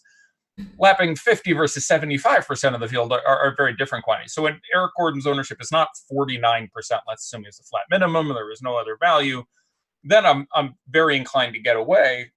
25, 26%, I'm fine with that number. I don't see myself super trying to get on top of or under it. Harden, I'm fine. Bogdanovich, if he's going to be 23%, I would probably come in under because I just don't know what they're going to do with their rotations. He's a fine play. The price is obviously very tolerable. I see getting there over Rodney Hood again in tournaments because just a slight likelihood of a higher game. And again, the matchup is far superior with Charlotte, who really can't stop anyone. But I think Bogdanovich, I want to make sure I get this right. I don't want to mistake this, but I think Bogdanovich played like 19 minutes in the last game. All these other guys we're talking about are going to play 32. So I have. Sounds right. Let me see if I can hop to it quickly. Bogdanovich. He played 19 minutes. Yeah. There you go. So for that reason, were this ownership to hold true, and I have no reason to suspect that it wouldn't, I would probably have him lower down the list than Hield or not Hield, excuse me, Hood or a lot of the guys once you get into the 4Ks. I would probably still prefer Davis Bertans to him, who I expect we have at some kind of ownership. Let's see, Davis Bertans 16. Yes. Right. So all those guys make sense. The other guys you said, Hield, yeah, the matchup is great. The price is cheap. Bagley is gone. Another guy who hasn't done it is going to do it. You're going to get some monster game out of Steven Adams out. Damn it, 626. Yeah, and I do have to hit you with a question. We got a super chat from Ben McBrizzle a little bit ago. What do you think of Grant Williams for 3,500 on DK? I would not get there now. Well, I will say this. He plays small forward, power forward, I think, on DK. Nerlens Noel is center only, which will limit him a little bit. So I guess it's irrelevant with respect to Nerlens, although it's one more value play. I don't think I would get to a lot of Grant Williams. I understand the theory there certainly, but I don't think his role changes markedly. The matchup with Milwaukee is average to slightly below, in my opinion. It doesn't seem like a night you necessarily need to go there. I would go Carson Edwards first. If you can get up, I would go to Marcus Smart first, who I think is very interesting. So I don't think I would get to Edwards much, especially with Tice back as well, which actually limits his time as well. He actually sees like 3, 4, 5 time. So I don't think I would have any or much Edwards. I did rank him, but he would be he's a 1 in 150 for me. So let's dig into this Steven Adams out, Nerlens Noel thing. Let's start here. Ultimately, the minutes are probably not going to matter so much for Nerlens Noel in getting to a projection that is clearly smashable. He is at a price that's minuscule, so yeah, I'm gonna go with 28 minutes. I think I had 29 if Adams was out. So okay, I'll go. So you're in the right ballpark. You could see that exceeded. It has a lot to do with what we eventually see out of Portland in this game. Yes, you could see this game go really small. You could see this game beef up a lot. I think it's a little more likely that this game goes small. Agreed. So, if that happens, you may end up seeing less of Hassan Whiteside, which could end up with you seeing less of Nerlens Noel. Now, maybe Steven Adams being gone, which certainly in the scope of things represents a very nice thing for Whiteside's ability to get an upside, and him at $6,700, I would have gone from nominal interest into now there's a real upside. I think I already had him as an A in GPPs. I think that holds. There's still significant risk because of the fact that his minutes may still not be there. They may go small. They'll probably start Tolliver at the 4 again. You could get random Scal time. You can get Hazonia playing down at the 4 that happens. There's lots of ways this team goes. So I would still project Hassan Whiteside for like 27 minutes, but his ceiling just rose significantly. So I would increase my level of exposure to him a little bit. Is Mike Muscala worth a shout? Is Justin Patton as a backup now worth a shout? I don't even know if he's active. I expect him to be active. They have, I think Deontay Burton, who can play backup 5 is active. I think Mike Muscala is there, but I imagine Moose gets the backup time there. So you're probably getting 48 minus small ball minus. You will get quite possibly Gallinari at center in this game now. I think you meant Baisley and not Burton. Am I getting my names confused? Because there's Burton's like 6'4". Darius Baisley is a backup. Darius Baisley is the there's Darius Baisley and Deontay Burton. Maybe I'm getting my. Burton's the guard. Baisley's the Baisley's that's right. Burton plays. I think he played big in college because he's beefy. I think. Yes. All right. Now I got to look up his weight, but I have a feeling he's like played some power forward, and I saw him play some backup five because it's in my notes here. But let's see what we got. He's a fire hydrant. Okay. But he's not going to play 6'4", 240. Like this dude's a. He's not going to. Yeah, he's not going to play NBA center. I have 6'5", not in this spot. I have 6'5", 245, but throwing him out there against Whiteside wouldn't work well for him. So, Whiteside would eat him alive. Yeah, or over him at the very least. So, Kuzma will play Friday. That's nice. So I Muscala is regardless the guy who I would expect to see the five there. Okay. Neither Burton. Now, I don't think Baisley is big enough either. But Gallinari would also be the next guy there too. So there's a perfectly. I mean, this is not what I kind of like the under in this game. Not making an official call. I'm 3-0 in sports bets this year. I don't feel strongly enough about that one. I'm not risking my streak, but we got there by a point in the last Detroit game.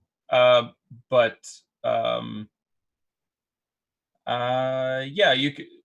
There's no one else of interest for me here. I could talk about Burton or Baisley or guys who I might not change a projection from 0 to 8 to 14 minutes or something. But as far as on a slate this big, I like Gallinari a little more. I like Whiteside a little more. I obviously love Nerlens Noel. Muscala, unless you got specific news of starting, which I do not expect, but is a non-zero chance that you get something funny out of Donovan there and you randomly get the start out of him. Dude, Nerlens Noel is just popping like crazy now. Power forward, 3,800 on FanDuel. Yeah, 33. Center only on DK, unfortunately. If he was forward on DK, he'd be like 40% up. Yeah, he is going to make a lot of everything just changed right now. We just created a lot of additional money per lineup for more studs. We're gonna see Harden's ownership go up. We're gonna see Giannis's ownership go up. Yeah, changed the slate a lot because there were a lot of guys again in the eights that I kind of liked. I mean, there's that entire Towns Embiid. There's enough uncertainty there, and they were going to hold enough ownership that it was getting a little more balanced for me. Again, if you're running 1 or 150 lineups, it's a different thing. Whether you're talking about balance and it's all relative, but now if you end up having Nerlens Noel and let's say the Rashawn Holmes news breaks the right way, and Eric Gordon's very popular now, it's not super difficult to play something like Simmons, Harden, and Antetokounmpo in value. Yeah. So I think without Noel, I was certainly more inclined towards the Kyle Lowrys of the world. This is a relevant kick in the opposite direction. Let's talk about this a little bit from a construction standpoint, because obviously Nerlens Noel's ownership is going to be pretty massive on both sites. I'm curious what it gets to. I'm curious. Well, what it should be. His ownership should be, with the other value and how this goes, this not being the best environment, his ownership should probably be, even on a slate this big, somewhere around 50%. And I don't think it gets there on either site with a half hour to spare. Ooh. I think it gets there pretty easily on FanDuel. Interesting. We'll see. FanDuel would certainly be the more likely one. There's just not enough out there at power forward today. Yeah, and I'd obviously defer to you on all things FanDuel, but he knocks the shit out of, pardon my language, Tolliver's ownership, who I think was going to be pretty beefy. He started and played near 30 minutes for the Trailblazers in the same game, ironically enough. Kevin Love at 8,600 is the most expensive power forward. There's not, outside of like getting to Sabonis or something, there's not anybody that I think is... Dario Saric was getting a ton of ownership at 4,700. That just goes away. I really like Jason Tatum there now. Yeah, absolutely. You save just so much everyone's money. going to pay down now. We all save so much money, so you can. I really like $7,700 Jason Tatum there. I think he will go under on for the chance of him dropping 50 in this environment. I'm going to have way too much Nerlens Noel. It's a hard fail spot. I mean, he's even pretty good with fouls most of the time. So you need Hassan to put him in foul trouble. Otherwise, he's what's he gonna do that's so bad? Like, it's possible he plays 28 minutes and gets like 16 fantasy points, but that would be surprising. And even that doesn't necessarily screw you because, as you mentioned, power forward, like you would need some monster game out of Love or Draymond is certainly possible in that matchup. So I like Draymond more because of on FanDuel. This will move all that ownership significantly. So oddly enough, I like the expensive power forwards more than I would have at the start of the show. So do I. I like Draymond. I like Sabonis. I like Jason Tatum. I like Al Horford. Frank Kaminsky is still sitting there with very little ownership. It's doable. Yeah. This is wild, man. What up, Nerlens Noel? How you doing? I know. All of the center, not that it can climb all that huge, but the scope of center on FanDuel just changed pretty dramatically with Towns, Embiid, Drummond at the top. Some of these guys 4 or 5% because I'm happy I got the Adams. I'm happy I got the Adams news right.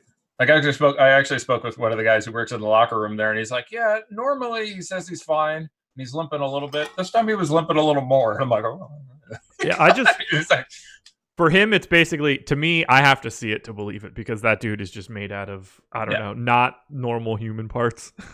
Yeah, no, he's made out of vibranium or something. Is Damian Lee viable? Yeah, I'm very, very nervous about it. He's $3,000. That's viable. That feels pretty good. Yeah. But all the value on Golden State's going to go a little wonky now, and we know how Steve Kerr really likes to hit the minutes. And what you got to hit him last time was already not something you're going to get out of Damian Lee very frequently. Yeah, that's an understatement. Yeah, but it's a great matchup. Dude costs nothing, so I can't completely eschew any Damian Lee. And he got ranked for that reason.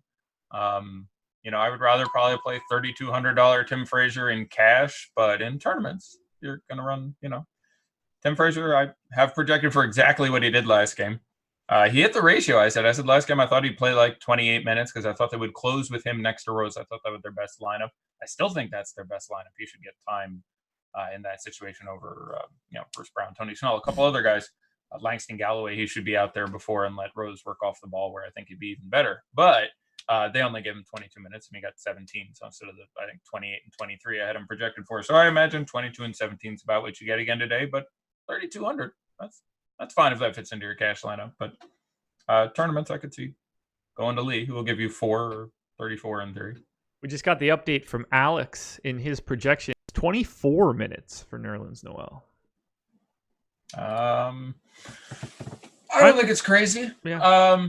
I mean, the theory is it goes small. I will. I had 29. You had 28.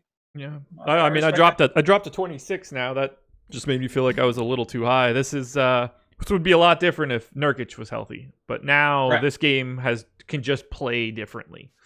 Yeah, this game can go super small. Yeah. I will stick with my projection as I think 24 is kind of a floor. Like I think there is a real chance this game goes small. Yeah. And that he, as the starting center, plays 24 minutes. Like, I think that could happen, but I don't think getting much under that, and I do think well over that is possible. Yeah. So I might pull 29 down to 28 or something, but I think there is a non-zero chance of 31 or 32. So I still think medium to high 20s is a little bit better. I think it's almost impossible he plays 20. Possible. Yeah. You randomly get, Moose time. And I guess we haven't guaranteed he's starting yet. I think that's 90+% likely, but not 100. And ultimately, whatever you're putting him in here for, he's going to become the best value on the slate. Like, even if you put him in at 22, like, he's going to be like one of the best point per dollar plays on the slate. It's more sort of what you're grabbing with the additional minutes you're not giving him. Does that bring somebody else into play? Yeah, it's also the price too. Like, if he's 38 or 3,900, I would not have him massively projected next to, say, Eric Gordon or Rodney Hood. Even like, I'm a big Nerlens Noel fan, but he's can be absent in the offense, and there's a number of guys on his team who can facilitate that happening even more. I think career he's somewhere between a point and slightly over a point fantasy points per minute. I'm almost certain. So if you think he plays an average 24 minutes, I project him for in an average matchup 25. This is probably a slightly negative matchup. So 32 minutes of Eric Gordon, I would have to project for similarly in the 23, 4, 5 range. So Noah got to be a lock right now. No. I like Nerlens Noel. I have no issue with any amount you want to play, but I wouldn't have him ubiquitous. So I have two things. I have a question coming up, but first I wanted to let you know, kind of big news. We broke 3K. See, you just got to leave them wanting more. What happens is do really well, hit some nice slates over the weekend. People want a lot of money, and then send me to Siberia for a couple days. People get angry. We got 3,000 people here right now, everybody. Let's get 3,000 likes. Start slamming that like button right now to be very helpful. How does the Steven Adams news affect your thoughts on Hassan Whiteside? I would project him to have a much more significant upside now. The matchup is better for him. Nerlens Noel is not a bad defensive center. He does different things well than Nerlens Noel. But I would raise his. I'm a bigger fan. I believe I ranked him as a CA. Okay. I would probably leave that ranking, but he would be slightly more A for me. The odds of him putting up 45 to 55 here went from 1% to 4% with this news. Like there's the odds of him, really spiking a huge number go up when you take Steven Adams off the court. We've got an updated ownership number for both sites. You ready for Nerlens Noel? Sure. Give me 49% on FanDuel and 36 on DK. 34 DK, 57 on FanDuel. All right, I'll take it. I was in the range. Yeah. I'll be surprised if people pivot quite that quick, but people have been pretty smart this year. It's only a half hour, but I guess the existence of Tolliver give a lot of people swappity pretty quick. Noel over Frazier, yes. Again, I'd have Frazier for 17 fantasy points. Exactly what he got last time, 17 and a half, I think it was something like that. That's about right. Noel, I would have for a point a minute is a perfectly reasonable gauge for him. Someone, if you get a second check, I think that's it. Do I like Dedmon on FanDuel? Dude, cheap. What is he, 4K? I think he's fine. I think he's fine in cash on FanDuel. Guy's cheap. I wish we still had dropped below his score, but the centers of great repute are super, super expensive tonight. And a lot of them ended up with, B's in cash for me because there's just ways it can go wrong. Towns can run into Embiid. I don't think that's the most likely scenario. I think he still has a very decent game. I still think there's a huge ceiling for him. They run the offense through him, but Embiid has ate his lunch previously, and so there's a significant chance. He's drank his milkshake. He's had all sorts of culinary aphorisms there. There's certainly a chance that turns out. So that's enough doubt for me that, I'm a little worried there.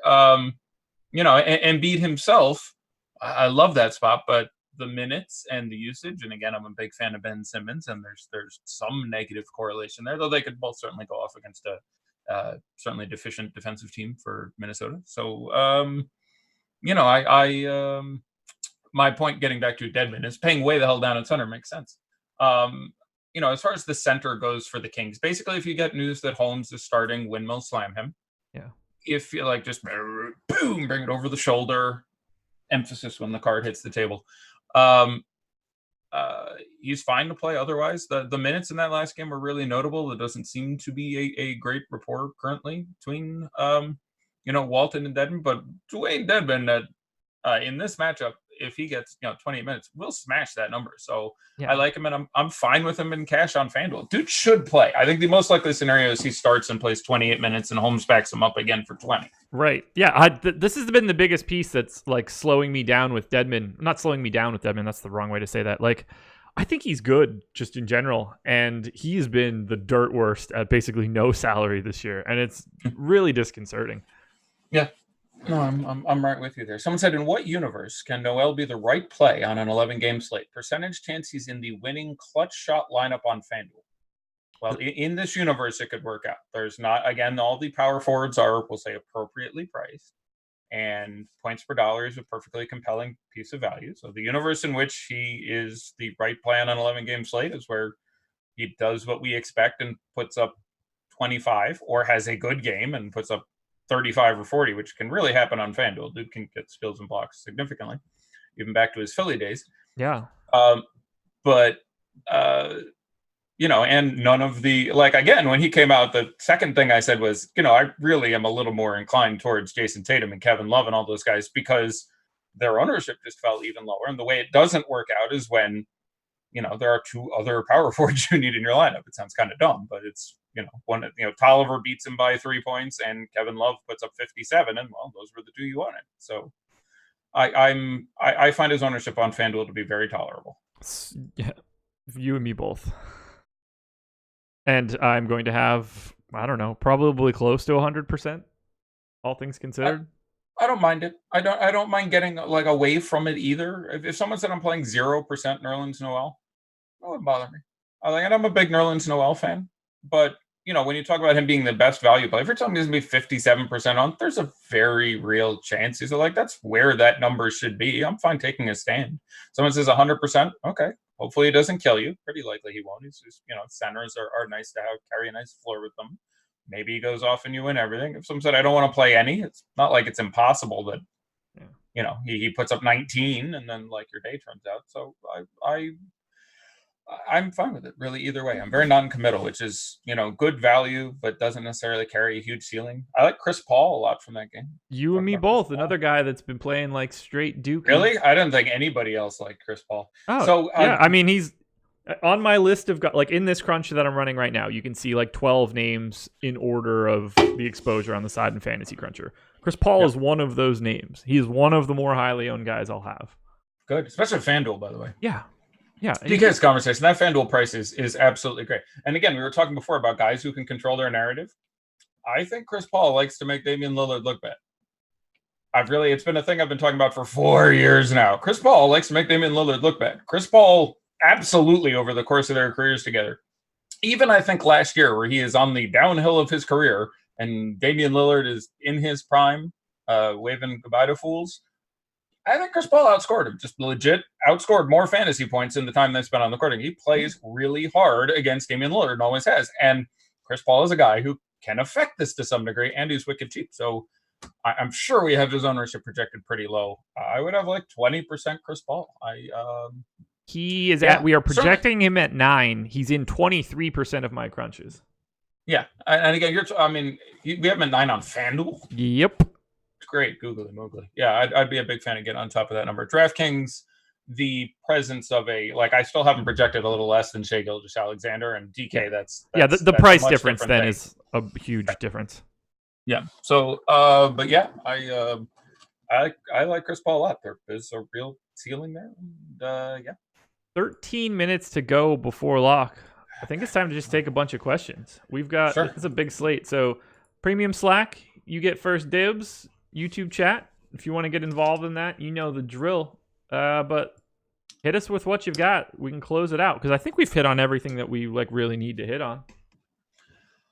Yeah, I'm fine with that. Again, I get stuff from people a lot who are like, you and I sort of meander a bit, and I think we have to because for a few I comment on a couple of things. I'll take 20 seconds. First of all, there's like 4 hours of content before me. Yes. So people are like, I want to hear you talk about every player. There's a lot of people I really trust who are really, really smart who work here, who go through every player multiple times before I ever get on air. So check the morning pod they have, the last night pod, the show that precedes me. I would, given the opportunity, bet money on those guys' advice many times. They're very, very smart men. Secondary, I publish rankings. One of the reasons to be a member is I put out rankings so that I don't have to talk about every player. On a 3-game slate, frequently I get to talk about every player. That's great. But when we hit a 10, 11 game slate, there's a nice list of everyone. I've given them a ranking and everything. I update those during the show if there's any significant changes. So keep an eye on that. The usage of that is to give you a good idea of what I feel about guys in both cash and tournaments, and also to look at a potential GPP field. People talk about building a player pool. I rank every player who I would have a share of if I was max entering. So that's how you can look at those rankings. Sure, let's do some business. All right, we're getting hit with a couple of them. Is CJ McCollum underpriced on FanDuel? Yes. Agreed. Matchup isn't particularly brilliant. But I like him against teams Chris Paul is playing on because he really focuses on Damian Lillard a little bit. And so by extension, I like McCollum quite a bit. Matchup isn't great. The OKC defense has actually looked pretty legit. And there's a lot of just great plays tonight. So as opposed to last time where I was all over McCollum and he put up 50 at 9% owned. That was Sunday or what have you. That was a really good day. That meant some money. But yeah, he's still too cheap. Okay. RJ Barrett or Montrezl Harrell in a DK GPP at the utility spot? Yeah, I'm glad you brought that up. I will take RJ Barrett at this point. The matchup is obviously not ideal, but neither is Montrezl Harrell's. And he seems to be one of the two guys on this team we can guarantee are going to get significant minutes. They aren't starting Frank Ntilikina, so he's going to play the nominal point guard for 30-some odd minutes in this game. So I still think there's a ceiling there, priced at like 6.5. I would go with RJ Barrett. I like Montrezl Harrell just fine in tournaments. The matchup is difficult. He doesn't have trouble with a lot of centers. One of those is Rudy Gobert. None of the backup centers are particularly good matchups for him, too. Obviously, the rotations don't perfectly align there. I like Gobert a lot. He, like many centers, has, and he sort of also falls in with Vooch's $8,000 centers who really haven't gotten there yet and put up a monster. Either of those guys can drop 50 in that. I really wouldn't be surprised. I in one GPP lineup, am probably playing Nerlens Noel and one of those two men at center for a total of $11,300, as opposed to spending $10,000 on one of the super high price guys. I have no issue if you want to Towns. I have no issue if you want to Embiid. But I imagine I would end up with Simmons and those two guys at center. So I like Gobert a lot. I like Lou Williams quite a bit. Okay. We didn't do the Suns Kawhi bit. Now, obviously, matchup not ideal for anyone. The Utah defense has really normalized as they've gotten into the regular season, as has the Pacers, by the way. Pacers were like the fastest. We're playing incredibly fast in the preseason, incredibly fast in the first game. They've plummeted to the bottom, making it sort of a nice pace-up spot for them against Brooklyn, but making me a little more wary about Kyrie ownership. I'm not as on him as I would be, though still a big fan. But between those two guys, yeah, I'm concerned about Harrell, so I would go the other way. Okay. Elusive Smoke asked me, do I factor in ownership when building lineups for NBA? Yes. Siakam and Hachimura or Tatum and Gallinari, no sight given. I will go with Tatum and Gallinari. I like all of those players. Hachimura, the one I am least a fan of at his price. The minutes have been very legitimate. I think that's important to keep in mind. The potential presence or the actual presence of Troy Brown, I think, could come off his total 2 or 3 minutes. The defensive matchup, I think he could see significant amounts of, Tucker and or even like some House, who certainly does a decent job on that end of the court, who also, by the way, shouldn't be forgotten. Like Daniel House is also under-owned for what he can do here in that Rodney Hood, Eric Gordon, whatever conversation. He's really cheap. Yeah. And playing a ton of minutes. He's getting a ton of time. Right. So, and again, he's playing the Wizards. So, we have him projected. I think I saw similar to PJ Tucker, who I have with a very similar projection, is $4,800. Spoiler, PJ Tucker will not continue to shoot 70% from the field. He won't? I mean, not for more than a couple hours. Oh. I thought that what everybody does in the first 3 games is the way that it goes for the next 79. Probably not. Oh, okay. Sometimes you're like, all right, that is Donovan Mitchell, but no, most of the time. Yeah. All right, FanDuel cash question: Giannis and Bertans or Gallo and Siakam?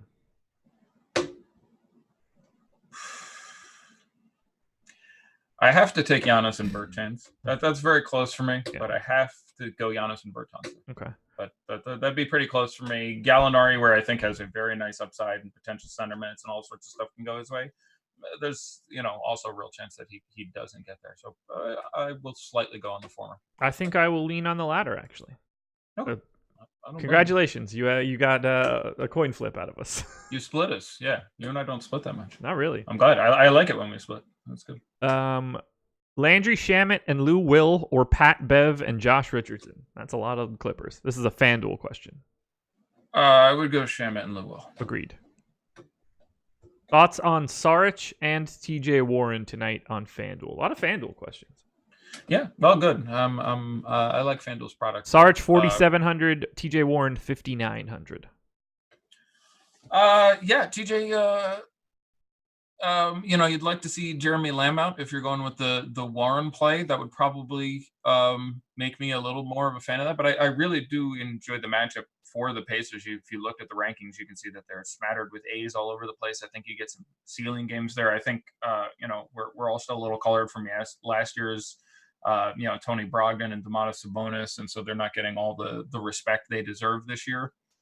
So TJ Warren at like 5,900 or something, or he's still a little too cheap for what's a good matchup where I want to get a member of that Pacers team. What was the other player? Dario Saric, which we kind of touched on at one point. Yeah, Saric, as you mentioned, his ownership will plummet. I would have him projected pretty similarly to Nerlens Noel, but I probably like him more than I did before the news, if that makes sense, just because how much of his ownership will disappear now. It's a different FanDuel and DraftKings, but I still like him quite a bit in tournaments. on FanDuel. If he stays out of foul trouble, I think he sees 28, 29 minutes, not 21 minutes. So I like that shot. I'd like it more than, say, Kaminsky at the relative pricing disparities. Again, just you haven't seen it this year, but there's no reason to expect you won't. Yeah. Both of them are interesting. Keep out for news if you're on DraftKings as we get towards 7:30 for what they may do with Christian Wood. Yeah. Oh, that's a really good point. 19-12 last time. Like, I don't think he starts, but I don't think it's impossible, and I don't think it's impossible you get some very relevant coaches' comments like, "Yeah, we want to see more. We want to see more Wood tonight." And who doesn't? So exactly, who doesn't? Yeah, so keep an eye on that and Rashawn Holmes, and like, there's some very nice swaps today. I will say that while in general the internet fantasy community has impressed me this year, their ability to correctly amortize and late swap has been unimpressive. Like, there's lots of times news comes out and a guy should be 40% owned and he's 3, and I'm like, what in the hell are people? So yeah, swap. Even if your guys don't get hurt, swap. Yes. People should be swapping constantly, regardless, like just from the input that you get from the earlier games. Just from that and news, and my cash lineup is doing incredibly dicey. I need to swap from safer options to more upside options to vice versa. I nutted it out. My cash lineup had Kyle Lowry in it. He went for 64. I'm taking out these guys in 50-50s who have a floor and just putting in guys who I know will get me over the cash line. Like, it's just it's I gave a now classic video where I talked about late swap and how when late swap went away, tons of casual people complained mightily because they thought it screwed them, and it was so good for them. Oh yeah, it's crazy. So good. Pros are just beating you upside the head with it. Jeremy Lamb in the lineup. Okay, less excited obviously about Mr. Warren now. A little bit less excited about everybody. Would have been an interesting conversation otherwise because Edmund Sumner out for the day, but no changes to rankings from that. That's good. Okay. 3 minutes. Buddy Hield or Montrezl Harrell in the DK GPP? Presuming they're roughly even ownership, and I know we're going to have Hield higher, obviously. I would have Hield projected several points higher. Most often Buddy Hield is going to be my answer to that question. If you're trying to, take a lot of that game, if you're trying to do something in particular, if you have Lou Williams, there's both positive and negative correlations there, but in general, I would play Buddy Hield in that spot. Okay. And then what else do we have? Rank the center. Go ahead. I'd said, and I rank Harrell as an A in GPPs. I think there is a real upside for Montrezl Harrell. Kawhi's 21 shots are absent. That changes an awful lot of things. Someone's got to put the biscuit in the basket, but not the first name I'd go to. Okay. What else do we have coming in? Grab one here. Lillard or Beal in the GPP? No site given. Beal. Hasn't done it yet, but yeah, I would take Bradley Beal. You're gonna get 60 points out of him in the next week or two. It's just going to happen. I feel very, very certain out of it. And this game's gonna have some rapidity to it. So yeah, I would play Bradley Beal in that spot. Pretty convincingly. I'm not going to take Lillard against Chris Paul until he has a good game ever. Okay. I think he literally has a 50-point game in 25 tries, and it was like 51 or something. I have not looked up the particulars in that for a while, but just in general, Chris Paul gets up to play him. Chris Paul is still an extremely good defender, and he, at the very least, just knocks enough of the ceiling off that I would take Brad Beal there. Okay. SGA or Lou Will in a DK GPP. 2 minutes to go until lock. 1 minute to go until lock, actually. I'll take Lou Will at this point. Okay. It's close, but ownership I expect to be lower, so I will take Lou Will at this point. Yeah, I think I agree with you there. It's close. Actually, you know what? You might get the 35-minute Lou Will. Plus, I would have Chris Paul a lot, but I just think you might get massive Lou Will game, and there's no Kawhi. And Kawhi was taking like 0.75 shots a minute. Dude was shooting the ball. Someone must to shoot, and Lou Will's been known to shoot. You know what? I actually have SGA ahead of him. Comparable ownership, so give me SGA. Okay. We're going to differ again. Not crazy. Miles Bridges or TJ Warren on FanDuel? I'll take Miles Bridges. I like that matchup. I want a piece of that game. It could be Bridges, could be Bacon, could be Graham. Someone on that team is going to do well. Could be Rozier, but I would take Bridges. I will also take Bridges. Final one. Beal or Booker, DK GPP? I will probably take Booker there. He's just too cheap. Okay. Isn't Booker like $800 less than like? Am I getting that confused? But I feel like He's $1,000 cheap. Booker is I was about to $1,000 say cheaper. he is well cheaper. That's what I thought. I'm like, I don't know. I just recall Booker being way cheap. So probably be a little more inclined to that. Okay. But we're locked. We are locked. How many games do we have starting out? 3. Cavs Bulls is, well, not all that important. Magic Knicks is black. Sixers T-Wolves matters. Yeah, that'll be. I'm really interested in what you get for the center ownership on those two guys. I'm very interested for 8 o'clock to see what Noel ends up actually being at, and I'm really excited to see what he ends up being at on FanDuel. Yeah. All right, let's pull up DraftKings. Okay. I'm gonna hop in, check out some ownership numbers. I think they had a 450 today. I recall being an off 50 number. 450 or 550. They had. It's exciting to see these $500,000 tournaments undercated. They do.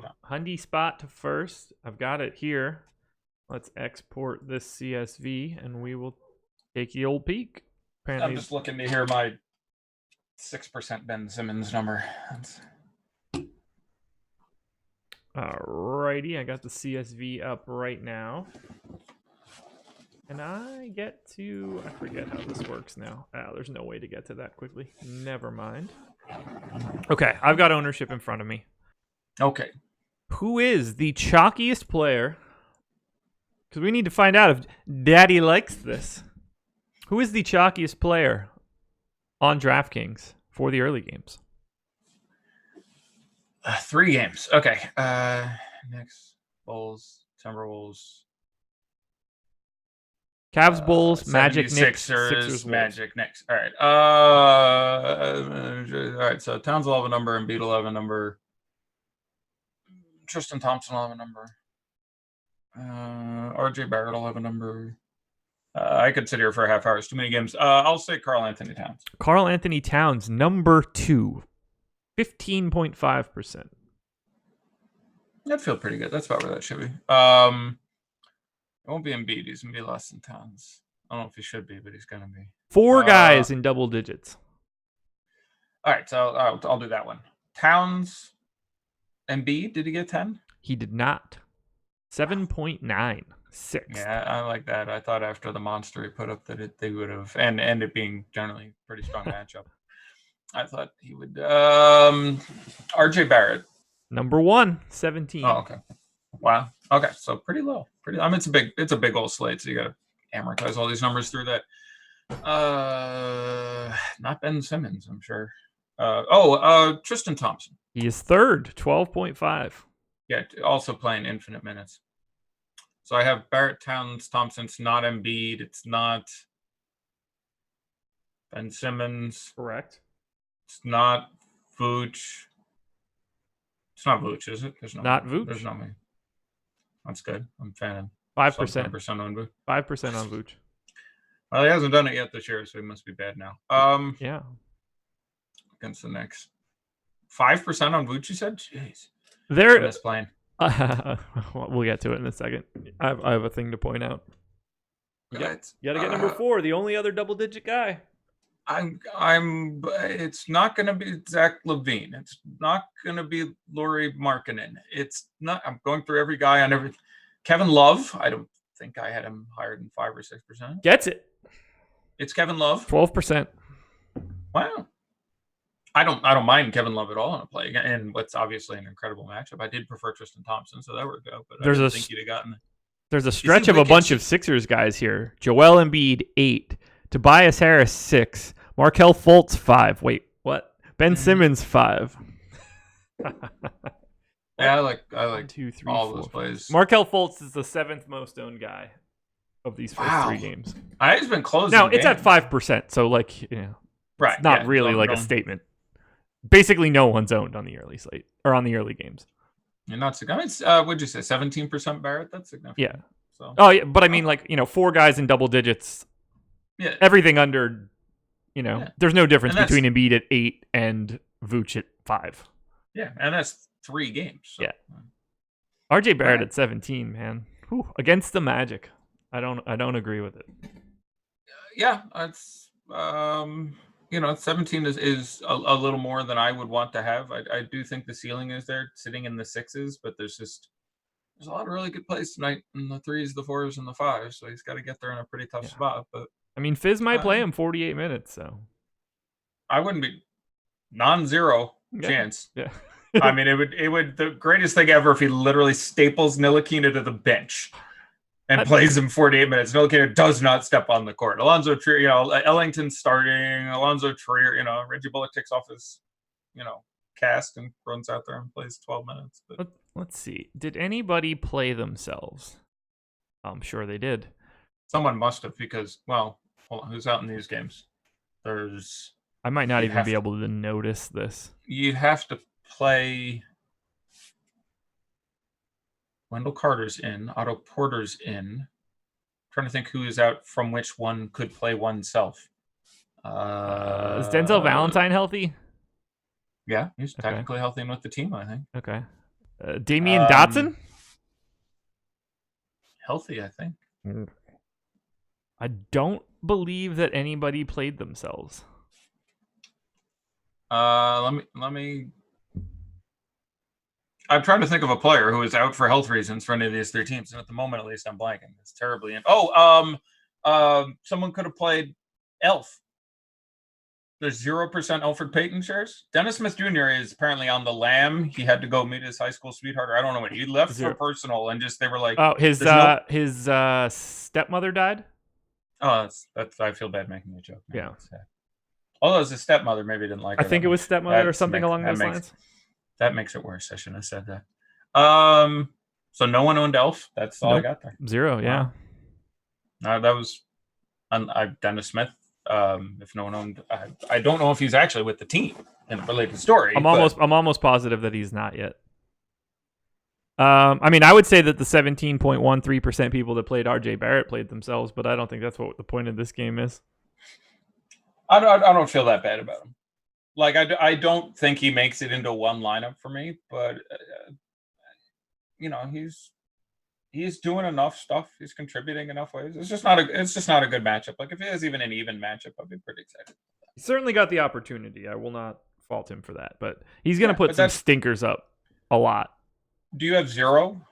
He's shooting guard on FanDuel, right? Because you're not playing DK. I assume I have 0. I didn't even look. He's shooting guard on FanDuel, I believe. I don't have any. Yeah. I'd have a little. I'd have less than 17%, but I'd have like 8 or 10. Yeah. There's just he can just take infinite shots and do enough stuff. It depends what the FanDuel price is, which I confess to not knowing offhand. DK, I think it was 6.5. Ooh, somebody else just had a good one that I wouldn't have realized that might have been there. Wait, that game didn't start yet. Yeah, that game didn't start yet. Pittsburgh Brew said could have played Jaylen Brown, which is true. There's several of those, but that game hasn't begun yet. Yeah. So. Oh, I started. I was like, yeah, we did miss Jaylen Brown. I was going through I should have just pulled up the injury report. Like, there's going to be all kinds of guys out from this game technically, but there's that's a terribly relevant list of people out from this game. Here's the 5:30 injury report. Let's see. The Knicks. Anyone could have played Elfrid Payton. Von Robb, who's not with the team. Dennis Smith Jr. is actually straight out. I apologize. At the 5:30 injury report, they just moved him to out. Yeah. Reggie. I mentioned Reggie Bullock. I presume no one played him. Kadeem Allen.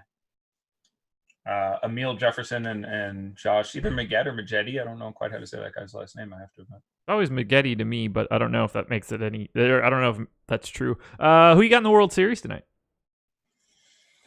I haven't been following enough to have an intelligent opinion. I'll go with Houston. I like the way they built their team. I'm a big sort of Moneyball guy. I've enjoyed reading about the backstory of all their machinations in the office. So I'll go with Houston.